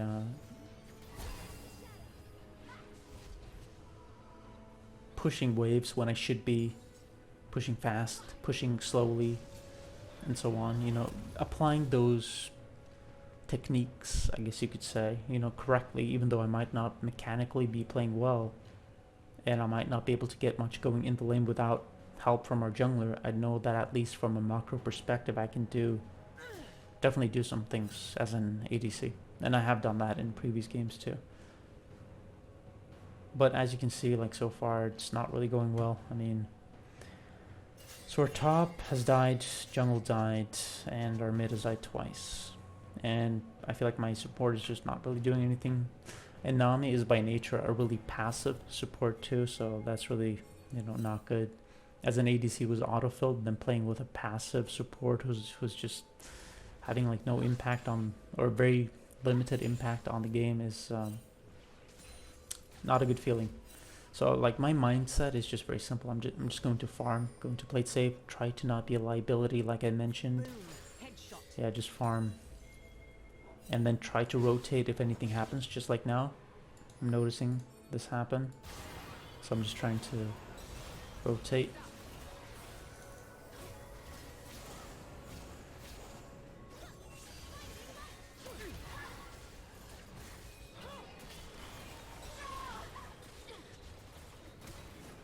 She flashed. That's something. Like, I shouldn't have queued there. There was just no point to queuing there. But, you know, I'm trying to play with the team and so on. Like, I know that mechanically I'm not playing well as an ADC at all, but at least I'm trying to do something. You know, I'm by no means just autopiloting and just being like, okay, we're gonna lose or something like that, like a really defeatist mindset. But I do know, again, that I am so reliant on my team. That's what I hate about playing ADC and really any other role, because I'm a support main, and that is, again, also the only role I really care about, that I find interesting. I really don't care much for other roles at all. That's the truth. But anyway, what I don't like about playing any other role besides support is that I know that I'm at the mercy of my team to a very, very large extent. I'm pinging Void Grubs here. See, that's the thing. If I was the support, I would be probably going to Void Grubs here. And my team, look at my team here. No reaction. See, you can see they use the Scryers here. You can see that even if you don't have vision technically. it still shows. That's why I'm saying you shouldn't take scryers, because it will show your position. And now you can see that they're starting it. And my team, there's no reaction. I know that they're on it. I know that their Shaco is on it. He's taking this for free. Look, just look at the chat. I'm pinging here. I'm signaling. I'm saying be careful, be cautious, because I know for a fact he's taking it. But my team is not reacting. And then the Viego pings to do Dragon. And then he just dies for free. Like, I can tell at this point in the game that, yeah, this is probably not going to work out. This is probably going to be a loss. And it really sucks because I am so close to Diamond here. If this is a loss, I mean, potentially I could actually get Diamond with this game if it were to be a win. I think, actually, it would be, yeah, I would be Diamond with a win here. So it really is so frustrating in these games. I'm not saying, of course, that it's 100% a loss yet, but so my top laner died again. Like, it's looking really bad. You know, I'm just trying to do the little that I can as an ADC. And yeah, things are just not looking good here. And it's not like the enemy team is playing well, it's just that they have poke champions and they can poke me down, and my Nami's not really doing anything, and of course I'm off roll, so I'm just not really that comfortable. Like, if I was a really good Caitlyn, I could probably, you know, sidestep and maybe weave in autos in between my sidestepping or something like that, but I'm not comfortable with that. And I know that I don't really have the skill for that. I haven't practiced doing that, so I'm not going to pretend like I can do those things. So I'm going to, you know, stick to the basics, which is what I'm doing, like the bare basics that you learn when first playing League. So we got the dragon, that's something.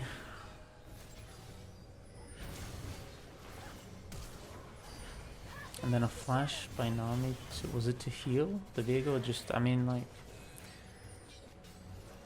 yeah. I didn't mean to do that. I actually flashed and then eat into his box, so that was really bad of me. That was a complete misclick. I didn't mean to flash to the side there, so that was literally just a misclick. But that aside, yeah, this is just a horrible game. I mean, look at the score, 3-15. And honestly, even though I will admit that I'm playing really badly here, badly in the sense that I'm not having an impact, but not really badly in the sense that I'm feeding, that I'm being caught out. I'm playing badly in the sense that, you know, like I could be doing so much more, but like all in all, it's not like I'm really giving the enemy team anything. Things I'm dying because the enemy team is in an advantageous position, or because they have gotten really strong, because they've gotten fed off my other teammates. I'm not just walking into bindings and dying, you know? And yeah, just trying to do what I can. Yeah, like, don't really know what to say here. Like, really is frustrating. But again, like, even though I'm not playing well in the like a mechanical sense, I'm still not, you know, feeding or doing anything to lose. Like, I'm not trying to, yeah, just give the enemy like an easy time, I guess is what I'm trying to say. You know, I really am trying to prolong the laning phase here, just keep them off the turret, trying to farm and so on, but like Viego never comes bottom. I feel like the Nami's pretty useless. She is trying, she clearly is trying, but she is doing very little, I feel like. Yeah. And then in addition, my mid is losing, my top is losing, and I think my Viego is also losing, so looking really bad here.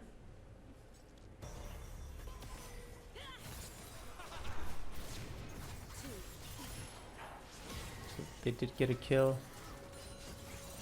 so that's decent. And I'm trying to rotate here. I know for a fact that this bottom turret is gone.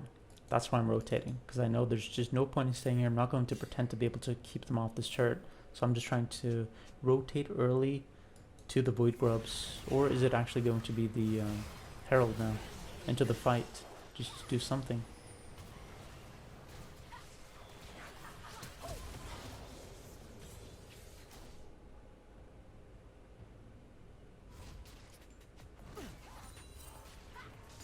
So I do think that was the right call by me to rotate. And now I'm thinking, you know, let's get the Void Grubs. Like, the fact that Viego. I'm not sure if he died or at least, but the Echo, he went back.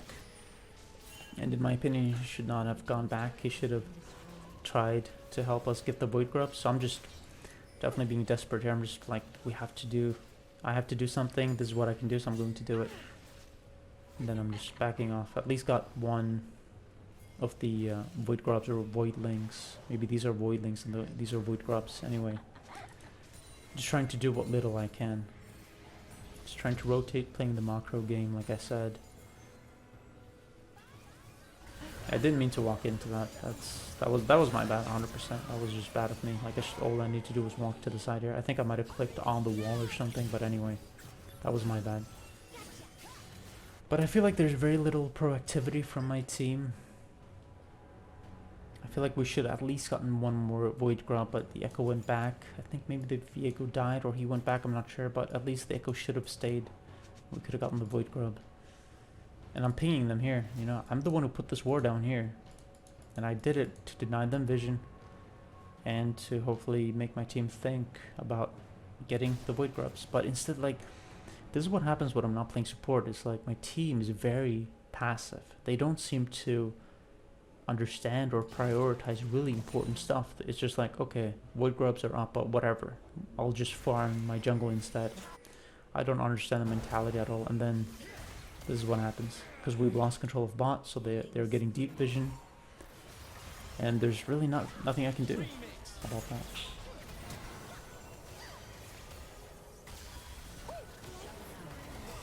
Use my R to at least get that one kill, but a really horrible game. That's going horribly. So let's look at my items here.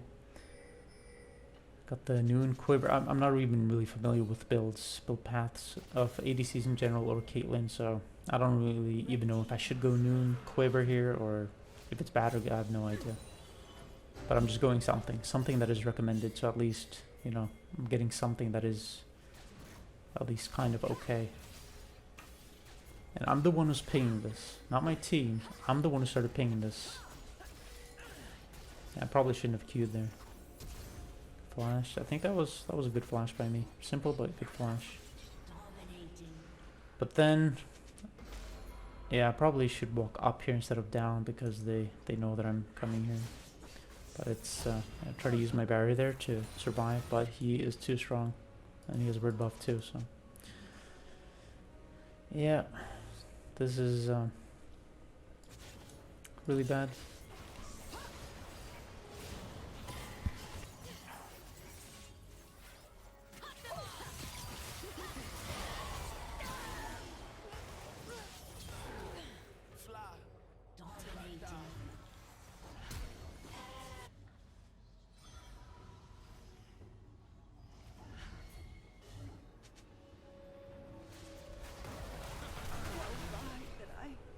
Yeah, he can one-shot me. I mean, if I were a good ADC, maybe I would have sidestepped that. At least I wouldn't have walked up like I did, because I mean, we knew he was there because we have vision of this brush. But I was just like, okay, he's there, so I'll just like auto him. But that's just me not really being familiar with playing as an ADC, just how careful you have to be as an ADC. Like, you just die so quickly. But yeah, going really horribly. Every single lane lost. And I feel like, again, the Nami's just like, she's trying, but I don't think she's a very good Nami. That doesn't help. And especially the fact that our top and mid lost. And our Viego is, I guess he's doing decently. Let's see, his score is 5-8. Yeah. So he's doing decently, but I'm just waiting here to see, because I think we started a surrender vote, or I started a surrender vote. So I'm just waiting to see if they're going to accept the vote or not.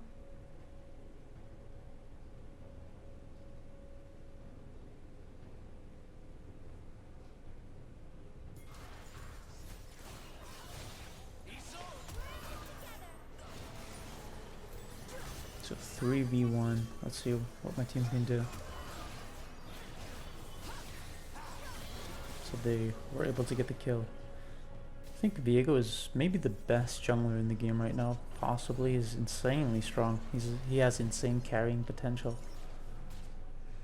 And then, so the surrender vote failed, as you can see in the chat on the left side. So I'm just Again, just playing. And I know that I can't really walk up here. Like, I'll just die. If anyone is here, and you can see Malphite is here. I mean, if anyone is here and they just walk up to me, I'm going to die. So put a pink down, just trying to do the little that I can to help. But I know that I really can't walk up here because I'm just going to die. So Furo is pushing top. See, that's the thing. Let's see what the Nami. Even if you were to say that, you know, she's playing decently, she's playing fine. But what about the vision? The vision is really bad, and there's really no excuse for that. She could easily get better vision than this, but she hasn't. We just have really defensive wards. If it were me playing, I would have warded much more deeply into their jungle. And again, just he just R's me and I'm dead, pretty much.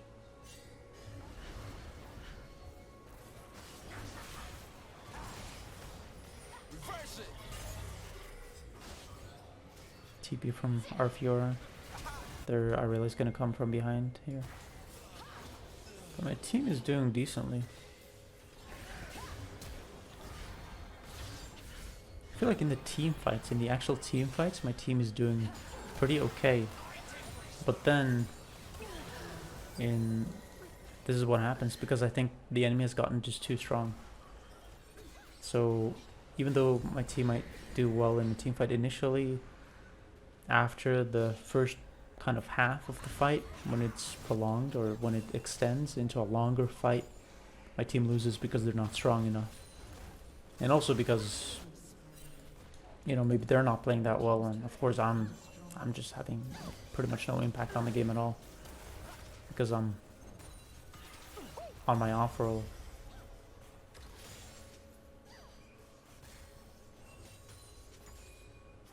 And when you're in your off roll, well, it's a reason. There's a reason it's called an off roll.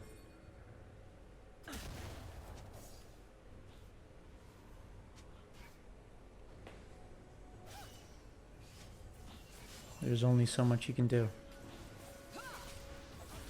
Trying to do what little I can here from the outside, just autoing.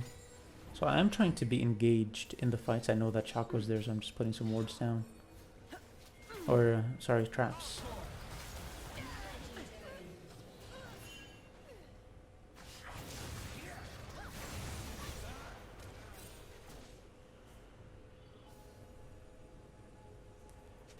Yeah, not much to say here. Really, really horrible game. Sucks to... I just feel like it's a waste of time, basically. I mean, they're getting every single objective. They got almost all the void grubs. And the only reason we even got 2 of them, I think, was because of me. And they got the Herald. They've gotten 2 dragons. We got 1. And they're getting a lot of kills too. I mean, they have more than twice as many kills as we do. You see, they have complete control of our jungle here because the Nami's not doing anything to control vision.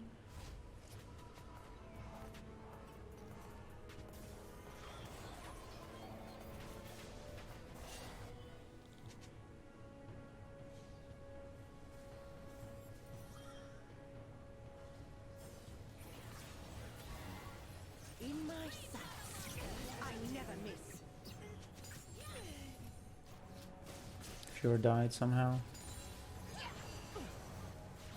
Brilliant.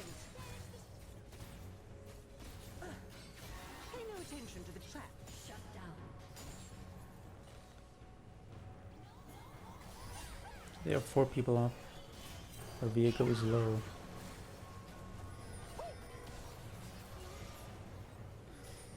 But then, so Baron is up. Viego died there, just walked into Shaco.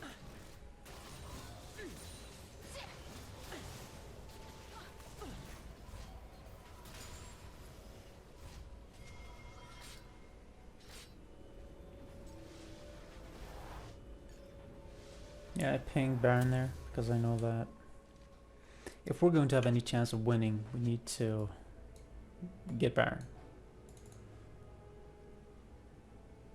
But again, I mean, just look at the vision. I mean, the map is completely black, completely dark.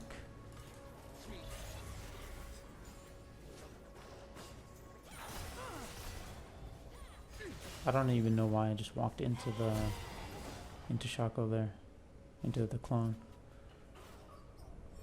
Anyway, Fiora is pushing with no vision, and plus, I mean, just consider this: no one, the enemy team, not a single enemy player is showing on the map. Meaning they're all here, and we know that they're here or they're here. They're all topside. We know that for a fact. See, this is again the issue with warding. Like the Naomi should have put a pink here probably. Like.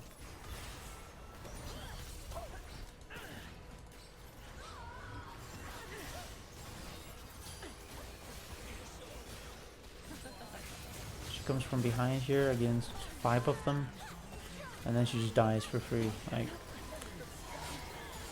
yeah, don't really know what to say there. Like, what is the Fiora thinking? I don't know. Yeah, just sucks. Really, really sucks. I mean, just watching the game back, I just feel like what a waste of time. I really feel like being off-roll sucks, and I feel like I would much rather be in queue for 10 minutes straight than get my off-roll after 2, 3, 4 minutes in queue. I would literally rather wait for 6 more minutes to get my main role instead, be guaranteed my support role. I just have no interest in playing as my off-roll. Steady.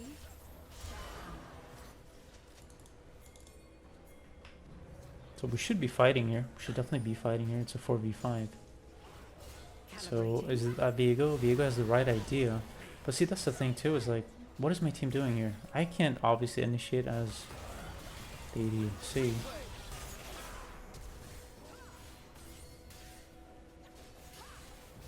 I'm just trying to push here. So, I mean, at this point, this is kind of good. Honestly, the truth is right now, we should be going to Baron. Like immediately, without hesitation. And instead, yeah, this is what happens. I just die for free there. There's nothing I can do. I guess no, I mean, there's literally nothing I can do there. I was just about to say maybe I could have put a pink down or something, but even if I did, like, okay, so what about when I walk here or anywhere else where I don't have, or I'm not in the radius of the pink? I'll just die. So the only thing I could do would be to just stick really close to my team, like kind of stand in the middle of my team, but then Malphite can ultimate us. So, or at least I should stand close to the Nami. I think I was kind of close to her. Anyway, really, really difficult spot to be in as an ADC, I think. Even if you are a good ADC, like at this point where the enemy team is really strong, it's really hard. And I feel like I'm not really getting any peel, which is probably the right call, because if I got peel, it's just kind of a waste of resources, because I'm obviously not having an impact on the game. The main impact that I'm having is basically just putting a pink down here and there, and then just maybe pushing the wave back. That's really it. And just trying to make some calls here and there with, like, you know, let's do the Void Grubs, let's do Baron. But that's it. But I am trying, I mean, as you can see, I'm still trying to win. Trying to stick with my team to help them. And there again, you see, I mean, I could see him there, and yeah, I just died for free. Yeah, because that's again issue with no wards. If we had a ward here, obviously I would have pathed to the other side, but no wards.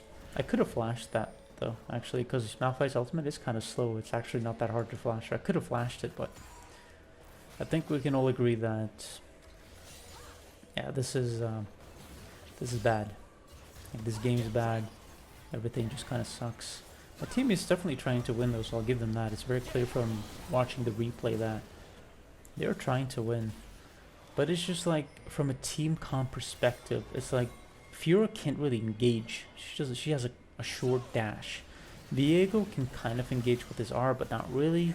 Echo can, he's probably kind of the main guy who could actually kind of engage with his barrier thing. And then he has his R to go out, so it's kind of on him to engage, I would say. But I don't think he's done that a single time. He's never actually engaged.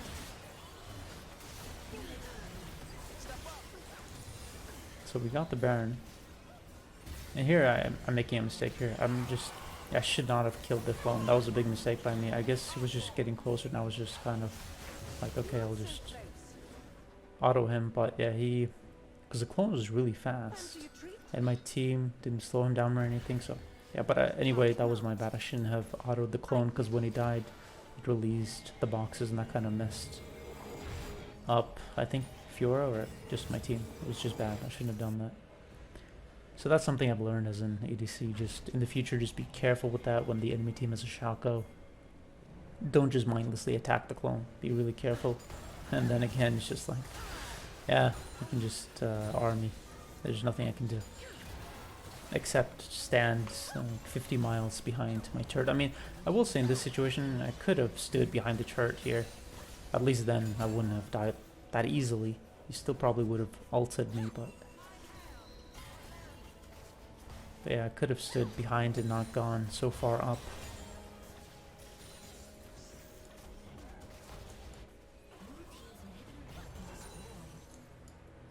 And again, like I mentioned before, I think I said that, you know, this game, if this is a win, and it doesn't look to be a win, but if it is a win, I would actually get diamond.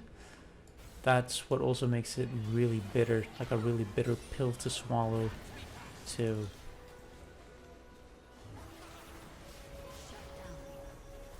you know, just try to win, do what you can, but be in your off roll and just having very low impact. And then because of that, just that increases your chance of losing naturally when you're playing your off roll. And just knowing that from the outset, that, oh, I'm in my off roll and my impact has been limited considerably just by being off roll, really sucks.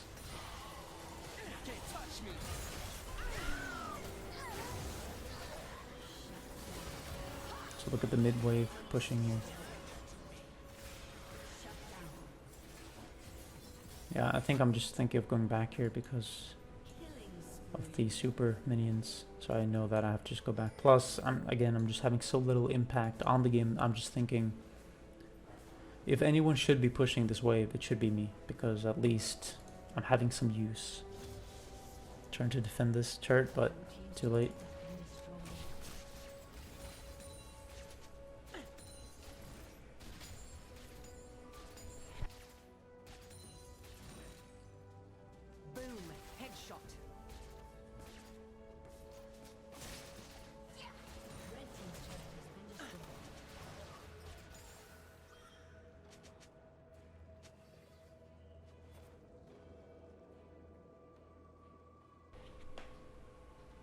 Let's take a look at my items, which is kind of interesting. So I got the Hex Drinker here so that Shaco and Malphite can't just one-shot me. I also got the armor here just, again, so I don't get pretty much one-shot.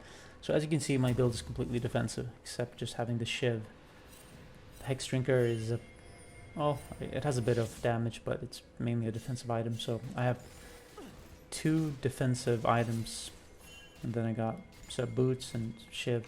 And the reason I'm doing that is just, again, just to survive, just to improve my survivability just a bit. So my team is fighting, they're trying to, they went on the clone. I think this was a really bad fight to take, and I think... And then Echo goes in with Nami.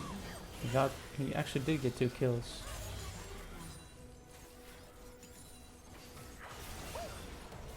Yeah, he messed up the barrier, should have put it farther up. So now they're getting the dragon for free. But that's the thing too, it's like, even if I am having very little impact on the game, even if my team can see that, they should still understand that probably not a good idea to fight 4v5, because even if I'm just there, I'm still a distraction. At least I can still do just a bit of damage with my autos. I still have my R in case anyone tries to get out and they're really low. So I mean, I can still do something. So I'm just saying, like, my team should not fight 4v5 unless they're catching someone out. But look at the vision. We have no vision here.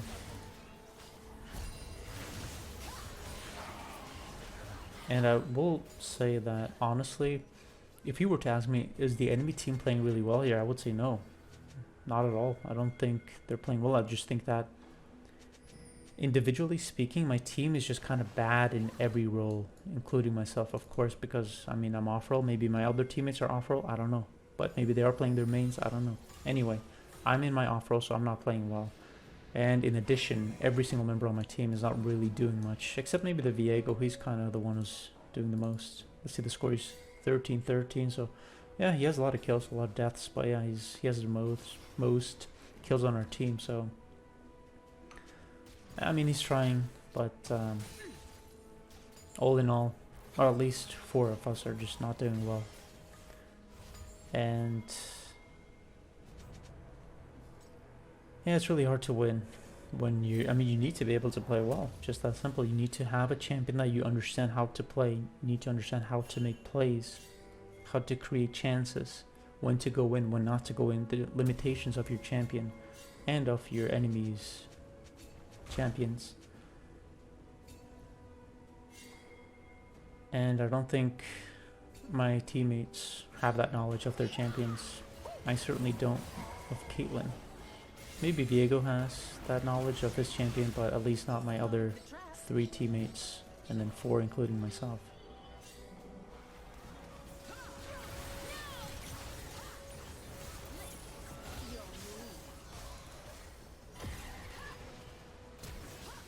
As expected.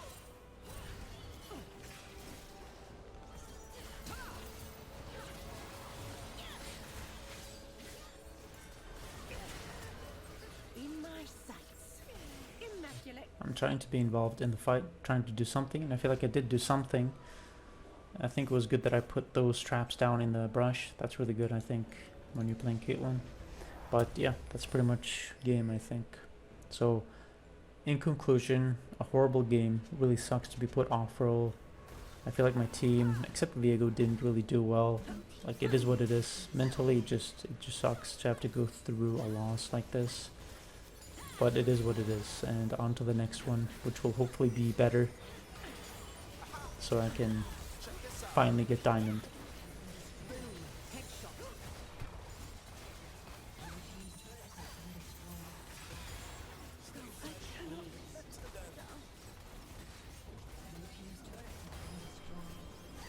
And well played to the enemy team. They definitely played better as a team. I don't think anyone on their team stood out individually, but all in all, they played better as a team.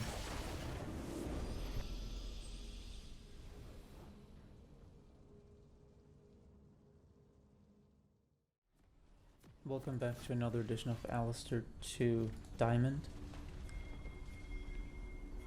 We're currently really close to getting Diamond. Actually, if this game is a win, we'll be Diamond. So, a really important game in Emerald. Let's see if we can win this. We're up against Ezreal, Wei, and they definitely have a lot of poke, so need to be careful of that.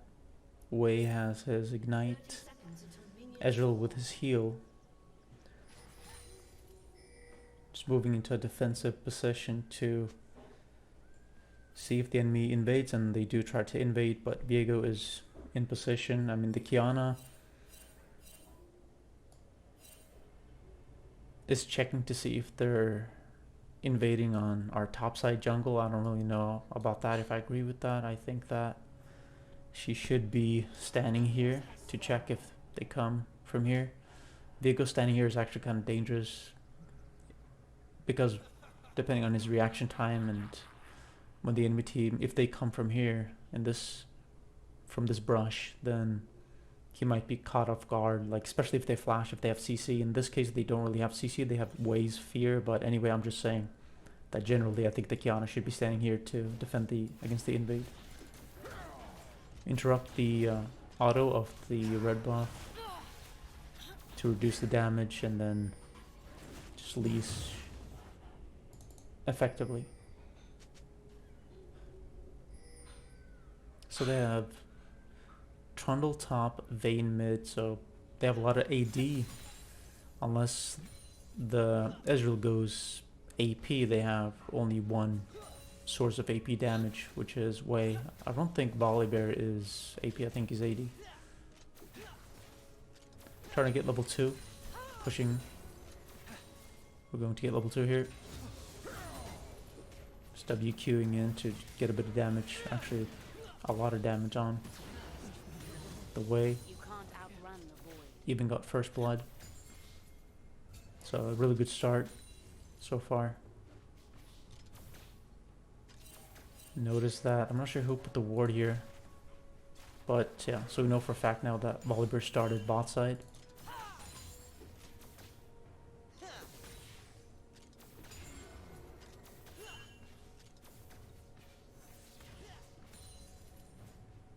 So I'm thinking of potentially ganking mid here. The way is pinging. You can see the chat on the left hand side. So he's pinging because I'm MIA, and then she puts a ward down. I remember initially when I was playing here that I thought that she just happened to put a ward down, but she clearly put a ward down because of Way's pinging. So it was good of Way to ping. It really shows how important it is. You might kind of undervalue it and think that pinging maybe isn't that important, and especially spam pinging maybe being kind of a bad thing to do or something, but the fact is it's actually really efficient. It's really effective to do. I mean, Way spam pinged, and then Vayne became aware of what was happening, and then she put a ward down, and that stopped my gank. So I'm trying to go top here because I'm seeing that this fight is breaking out. Viego is still top, so that's why I'm continuing to go top to see if the fight breaks out. And I know for a fact that Volibear wants the scuttle. The junglers always fight for the scuttle, so I'm in position here to try to help. Now I didn't actually mean to W him into the pit. I wanted to W him into the wall, but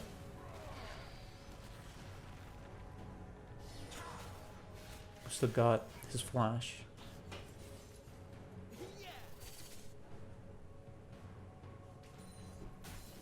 Just removing their scryers because I don't want them to have that.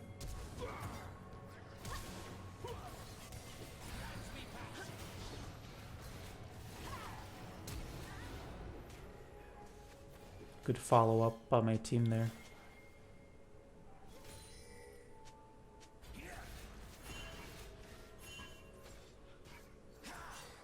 And looking at the bot lane, like they're in a really bad position, so that's why I'm walking around here. See if we can get something going. And then Wei fears me. That was a good job by him. I could have maybe tried to sidestep his fear, but not sure. And then Kai'Sa has a lot of damage, and that changes things around.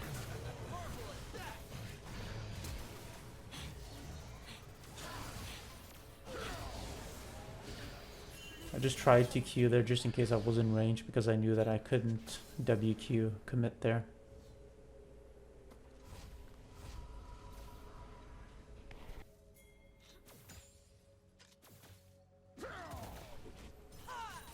And then pushing the wave quickly to make sure that the enemy bot lane loses as much gold and experience as possible.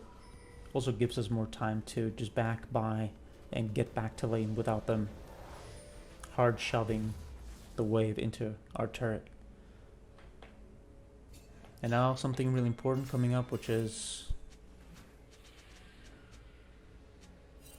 the void grubs. I usually try to rotate to the void grubs when they've spawned, because they are so important for pushing. And it's very typical what you're seeing here, which is that their jungler is trying to get the void grubs, so it's a situation that you can take advantage of as a support to try to get something going. Because it's so predictable, so easy to know that most likely they're going to be there, and if they're not, then you will get something out of it. You will get the void grubs, so going there is beneficial. And then the Trundle is being really careless, like he's completely out of position, and he put himself there. I mean, he knew for a fact that we were there taking the void grubs. He just saw us, and then he was just being really inattentive, just not caring. I don't really know how else to describe it. And then the Volibear also, like, what is he doing here? Trying to walk up there. A completely lost fight, no point. Huge mistake by both of them. But the Trundle it started with him, so I would put that on him. Checking to see my items here. So I got Bosom Ability, that was the first item, but I always get as Alistar.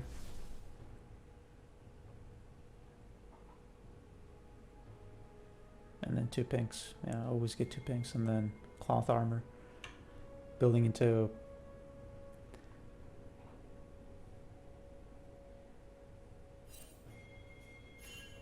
we'll talk more about what I'll build it into later.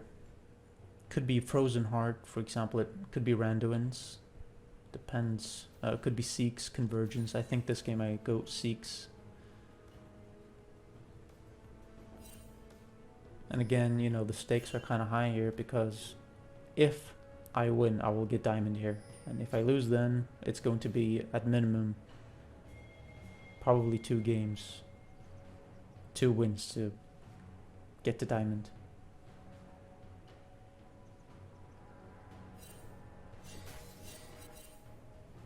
The bot is missing, Trundle top, Volibear is missing. I didn't have flash, if I did have flash maybe. But I'm just trying to convert this into something. So I roamed, she backed, but I see Trundle is kind of out of position. I don't like that Viego used the Scryers there because he's letting the enemy team know that we're here. Or specifically that he's there, because most likely it's Viego doing that. So don't really like Viego doing that, using Scryers. Hitting the plant, because like I said, it lets the enemy team know that we're coming. But still, this Trundle is kind of just not paying attention, I think. And Kiana is rotating here, really important to make a note of that. That's why I'm in this position. I'm thinking, okay, let's commit to this.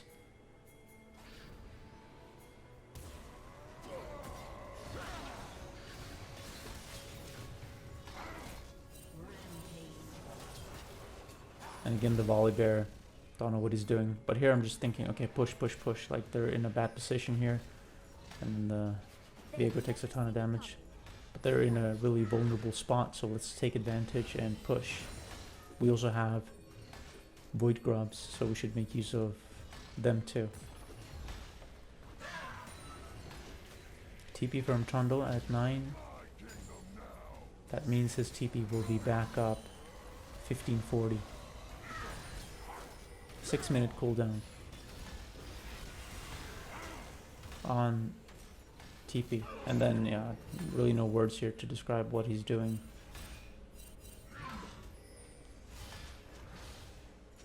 So like I said, TP back at 1540. Just trying to push this in, get some damage on the turret, some more damage. Maybe we can even get the turret here.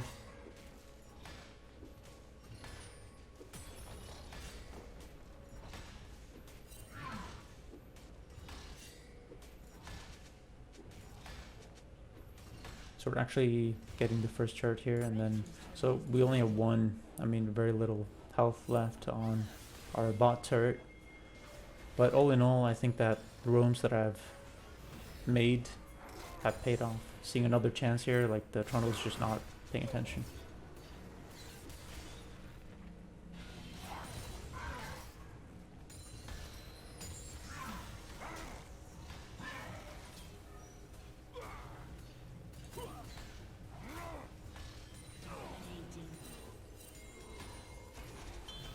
And then Void Grubs back up, so we're trying to get those. So things are flowing so far, and things are going really well. My roams are paying off, and I'm able to make a lot happen.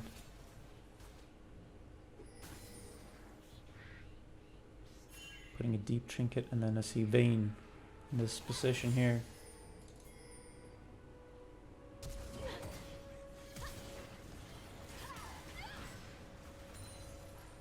This Kiana, her reaction was not good. And she takes, I think she took 2 turret shots there, so yeah, that was bad. The Kiana completely messed that up. Dragon is spawning soon, need to be ready for that. And I have low health. I just used my ultimate, so not in a good position, but at least this is part of the reason why I always get pinks. Just in those situations where I might not have a ward, but at least I have a pink, so I can put it down, get some vision going. Fight breaking out here. Viego rotating, me rotating too. That would have been a beautiful 3-man knock-up if I did go in there, but obviously they're so close to the turret. It would be a death sentence going in there, so I didn't.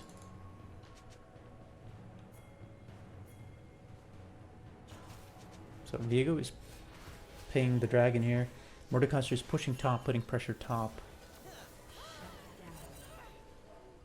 And then for some reason, I don't know what Kaiser was doing there. So she got caught.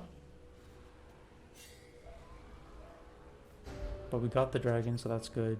Mordekaiser top pushing.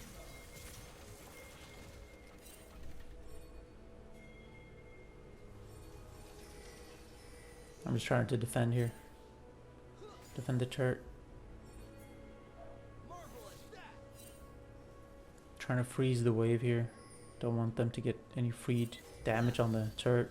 And I don't want them to take our bot turret, where I want to prolong it as much as possible. So the Ezreal shouldn't have let me just do what I just did. That's really bad of him. He should have. He could have even gotten a kill there because I was being kind of greedy there, trying to get away with that. With freezing the wave. And he let me get away with it. So that's on him. He shouldn't have let me get away with that.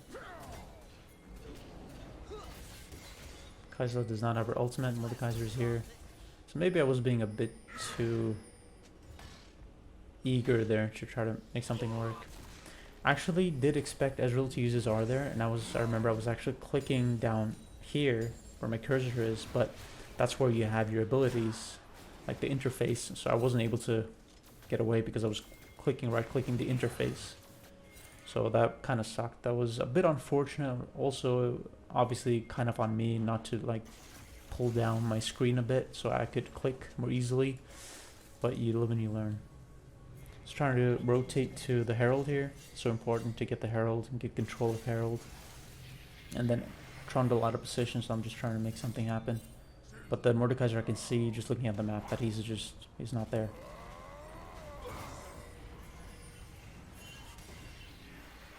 Then Viego comes and that saves me. And then I'm just trying to see if I can make something happen again.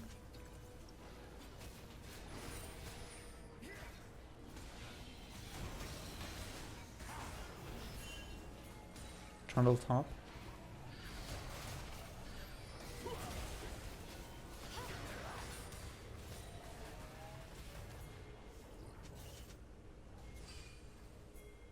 Again, Trundle out of position, so just need to punish that. When your opponent gives you advantages, then you should take them.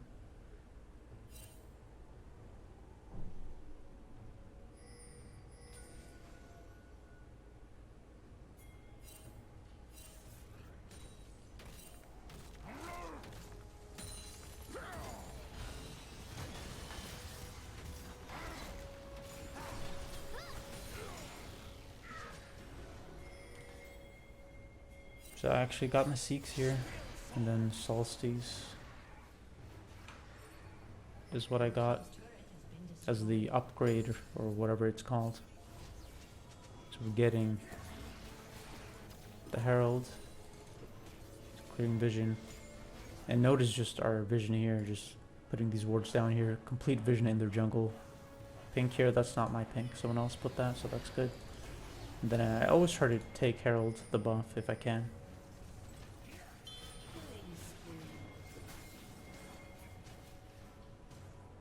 So our mid turret has no health pretty much, but I'm seeing a fight break out here, or Trundle being out of position again. I'm not really sure if I should go down, if I should defend mid, but I decided to go to Trundle because I knew they were going to get the turret.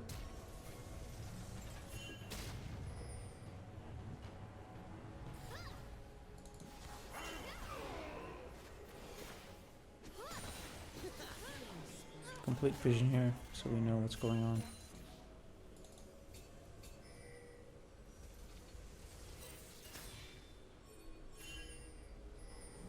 So Viego's going in here. Yeah, so Ezreal is 100% dead here.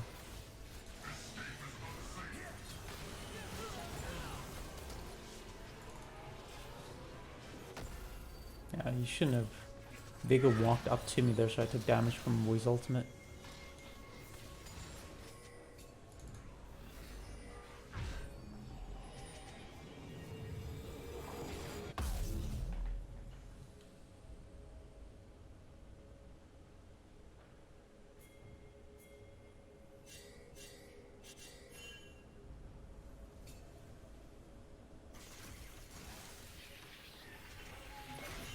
Really important to use the portals for added mobility.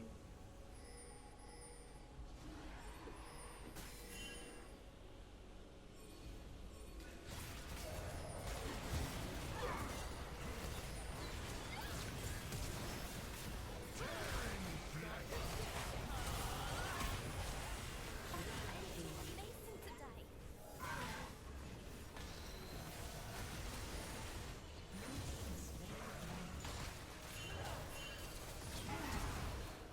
Rampage. Flash.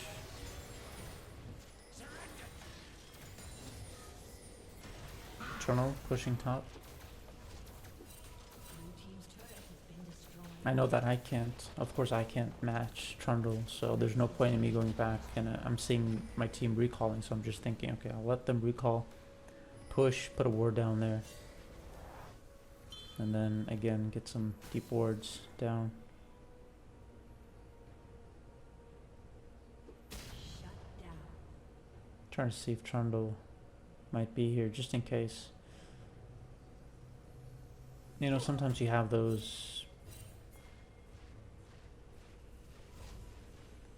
You're in those situations where the enemy, you know, you're not sure where they are, but they might be in a better position, you're not sure, but then you're like, okay. You'll check, and it might pay off. I mean, in this specific situation, there's nothing to lose by going to check, you know, if Trundle is being kind of, you know, not careful and just being kind of careless and staying in a bush or something, trying to split, and if he's there, then we're probably going to get a kill, so it's worth it. We're not losing anything, I'm not losing anything by investing my time, that time resource, by trying to see if he's there or not. Again, just prepping for Baron with wards. Definitely want to deny the enemy team vision completely. Vision is so huge. The higher you rank up, the more vision matters. People look at the map more, the better they are.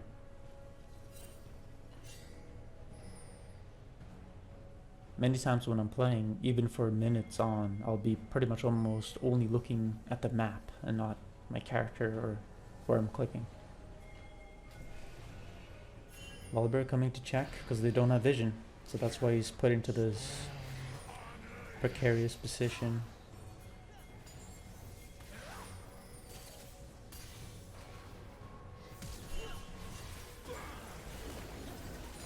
So just to explain there, you might think that was a misplay or something, but it wasn't. I deliberately flashed in, didn't use my W or Q to see how they would react, but then the way, again, he used a good fear on me, and that's what kind of thwarted my attempt at making something happen. But I deliberately flashed and then waited to see how they would react. Then I waited to use my WQ after they reacted to, you know, make Israel use his cooldown, just see if they maybe would flash instinctively. And then follow up by, again, Wei had a good fear, and that just stopped everything. And they're not reacting at all. Let's take a look at their vision here.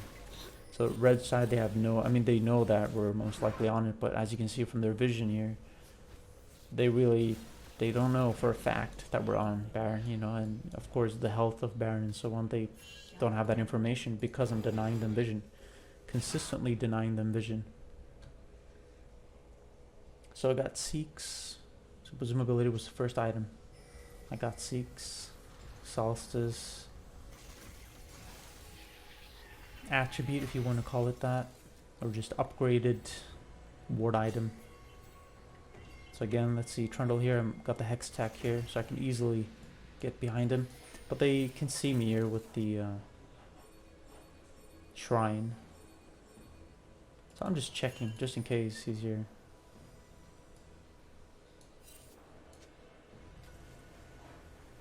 But he's not there. But again, same situation, I'm just trying, I'm just thinking, okay. And then going back to replenish my wards, I used all my wards. Really important to keep those wards replenished if you can. And to maintain tempo or to create tempo, because when you have wards, you can create tempo from that, because you can create advantages from warding by denying the enemy team vision, and by giving your team vision you can create a lot of tempo, meaning that you're a step ahead at minimum, if not 2 or 3 steps ahead.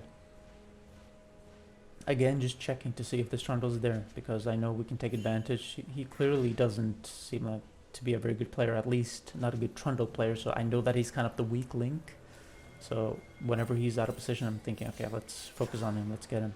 Because when we're in a 4v5 or 5v4, meaning the enemy team has 4, we have 5, then it makes everything so much easier. So Vayne is splitting top, we have Kiana going top, getting the dragon for free, no resistance from the enemy team.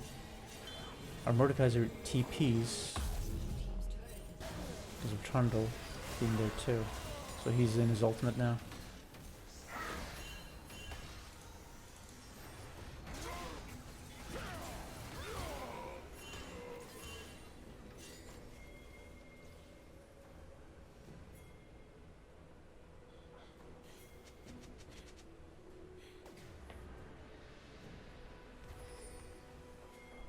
So we have Baron. The most basic thing you can do with Baron is to use the Baron buff in every lane, on all the minions in every lane. It puts so much pressure on the enemy team to just react. And naturally, especially with cannon minions, you're going to get a lot of damage off on the shirts anyway, and then that's how you win. That's how you're able to close out games, just playing it safe and slow. The Vayne flashed there, as you can see on the right side, the flash icon on cooldown. So that means it's going to be back at 29:45, 5-minute cooldown.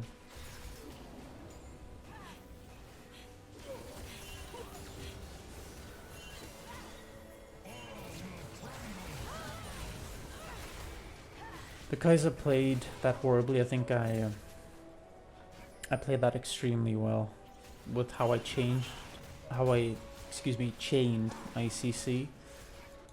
I think that was really good of me, how I played that, like pretty much perfectly, and that's why I'm pinging. I mean, it's his party, so my team can't see that, but it's just to kind of let frustration out. But yeah, really frustrating that Kai'Sa died there. That should have been a free kill. And Kai'Sa, she just took like turret hits, like 2 or 3 turret hits, I think. Like, yeah, she just played that so horribly, mechanically speaking. So let's see, I got my Frozen Heart, because they're all AD, like I said, except Wei. But Wei, as you can see, is just not really having an impact. I just don't feel any impact from him. And because I'm not feeling that impact, I'm not really feeling like he's being a threat. I feel like I can get away with building full AD. So that's what I'm doing. Seeks, Frozen Heart.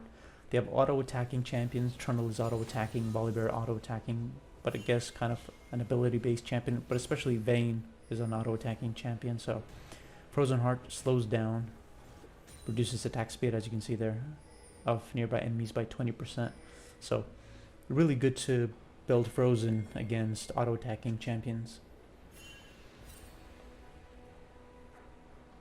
Again, putting deep wards. And removing their vision. So Viego is pinging here. So he wants me to tank it. So I'm thinking, okay, let's just do it. I'll tank and we can take it.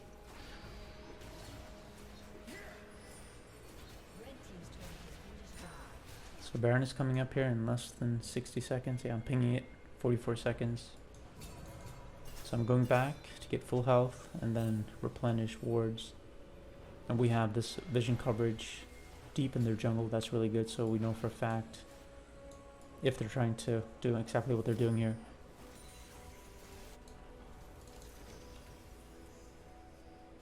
So I'm getting the pinks, another cloth armor, getting really tanky. And then Seeks is really good too. Deal a bit of damage and slow down. Just a really good all-in item. Also gives armor, as you can see, in health. So Baron is coming up now very soon. Then Dragon is coming up in 45 seconds. Kaisa caught out.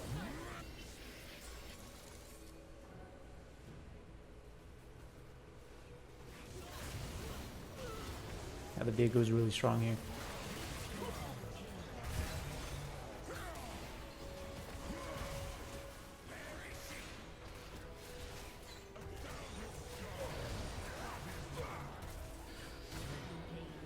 Notice how I W'd Volibear out of his thing that gives him a shield. The storm that gives him a shield. Just before he got the buff or the shield from that ability, I W'd him out of it.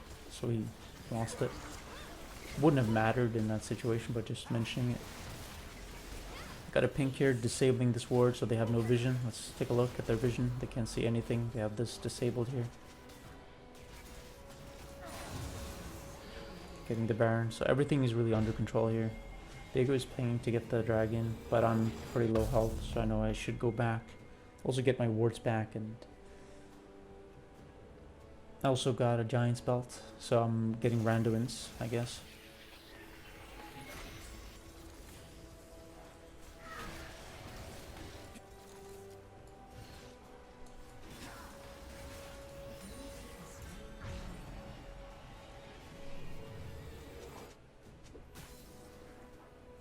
Checking if they have any vision, so we see that, confirm that here, a bit of vision, but very defensive boards, so we know now that like they have pretty much nothing here, no wards, just this one here from the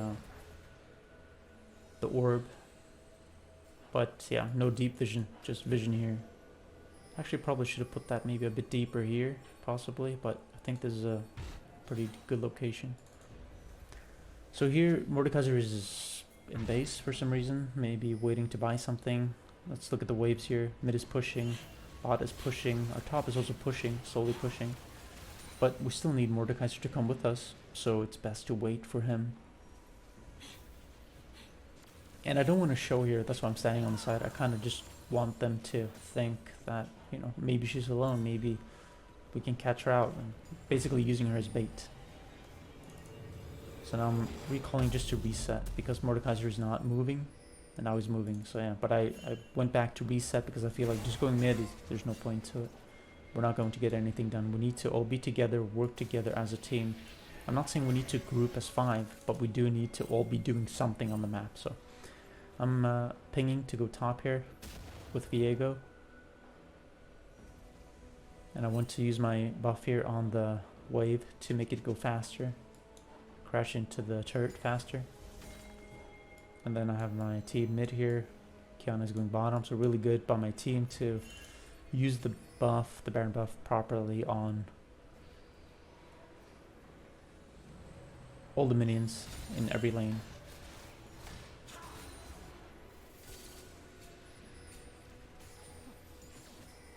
Really good to put a ward here to deny vision. Just letting the minions do their job, letting them damage the turret without taking any risk.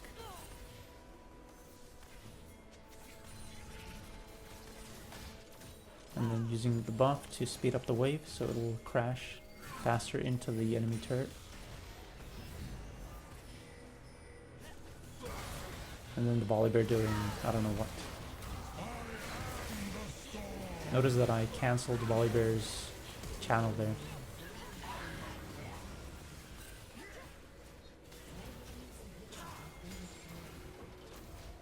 So we got the one inhib, but not the second.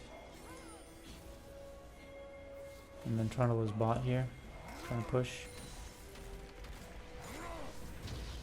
I would say that the Trundle, I mean, he's not playing well. I think he has the right idea, but I don't think he really understands how to split efficiently.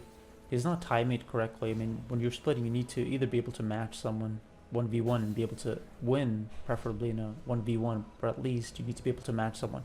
If you're not able to match someone and you know you're just going to die basically, then there's no point splitting. You're not a threat unless you really time it well and you split at a pivotal time that will give you an advantage.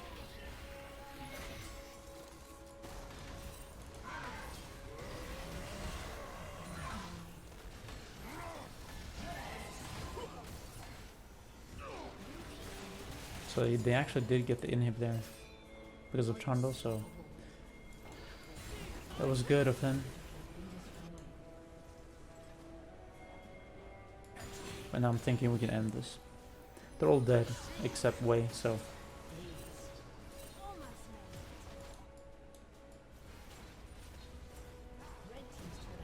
and that is the game. And with this, we finally got Diamond after spending months playing actively in Emerald specifically, just in Emerald, and it has been really difficult, required a lot mentally to be able to climb out of Emerald, playing solo queue, never duoing a single game with anyone, not getting any help in any way, just playing support, which is my preferred role. It's been really difficult, like I said, mentally, and I've had to really be consistent and try to optimize my play, and I think this game showcases that I've optimized my play to the point where I'm able to carry to Diamond solo. But this game was pretty easy, but I've had so many other games that were crazy that I'm sure you've seen in this video. But yeah, it's been really difficult from the mental side of things to slowly but surely climb through Emerald, but in the end we got there by being consistent, of course, but also by just understanding how to create advantages, small advantages, and then turning them into something bigger, and definitely optimizing not just the overall play style, like timing of things, when to roam, when not to roam, and so on, but building more optimally, for example, and just knowing when to clear wards, when not to clear wards, and so on. Many little things have led to this point of getting Diamond. Again, really, really difficult, been really tough mentally to get through Emerald.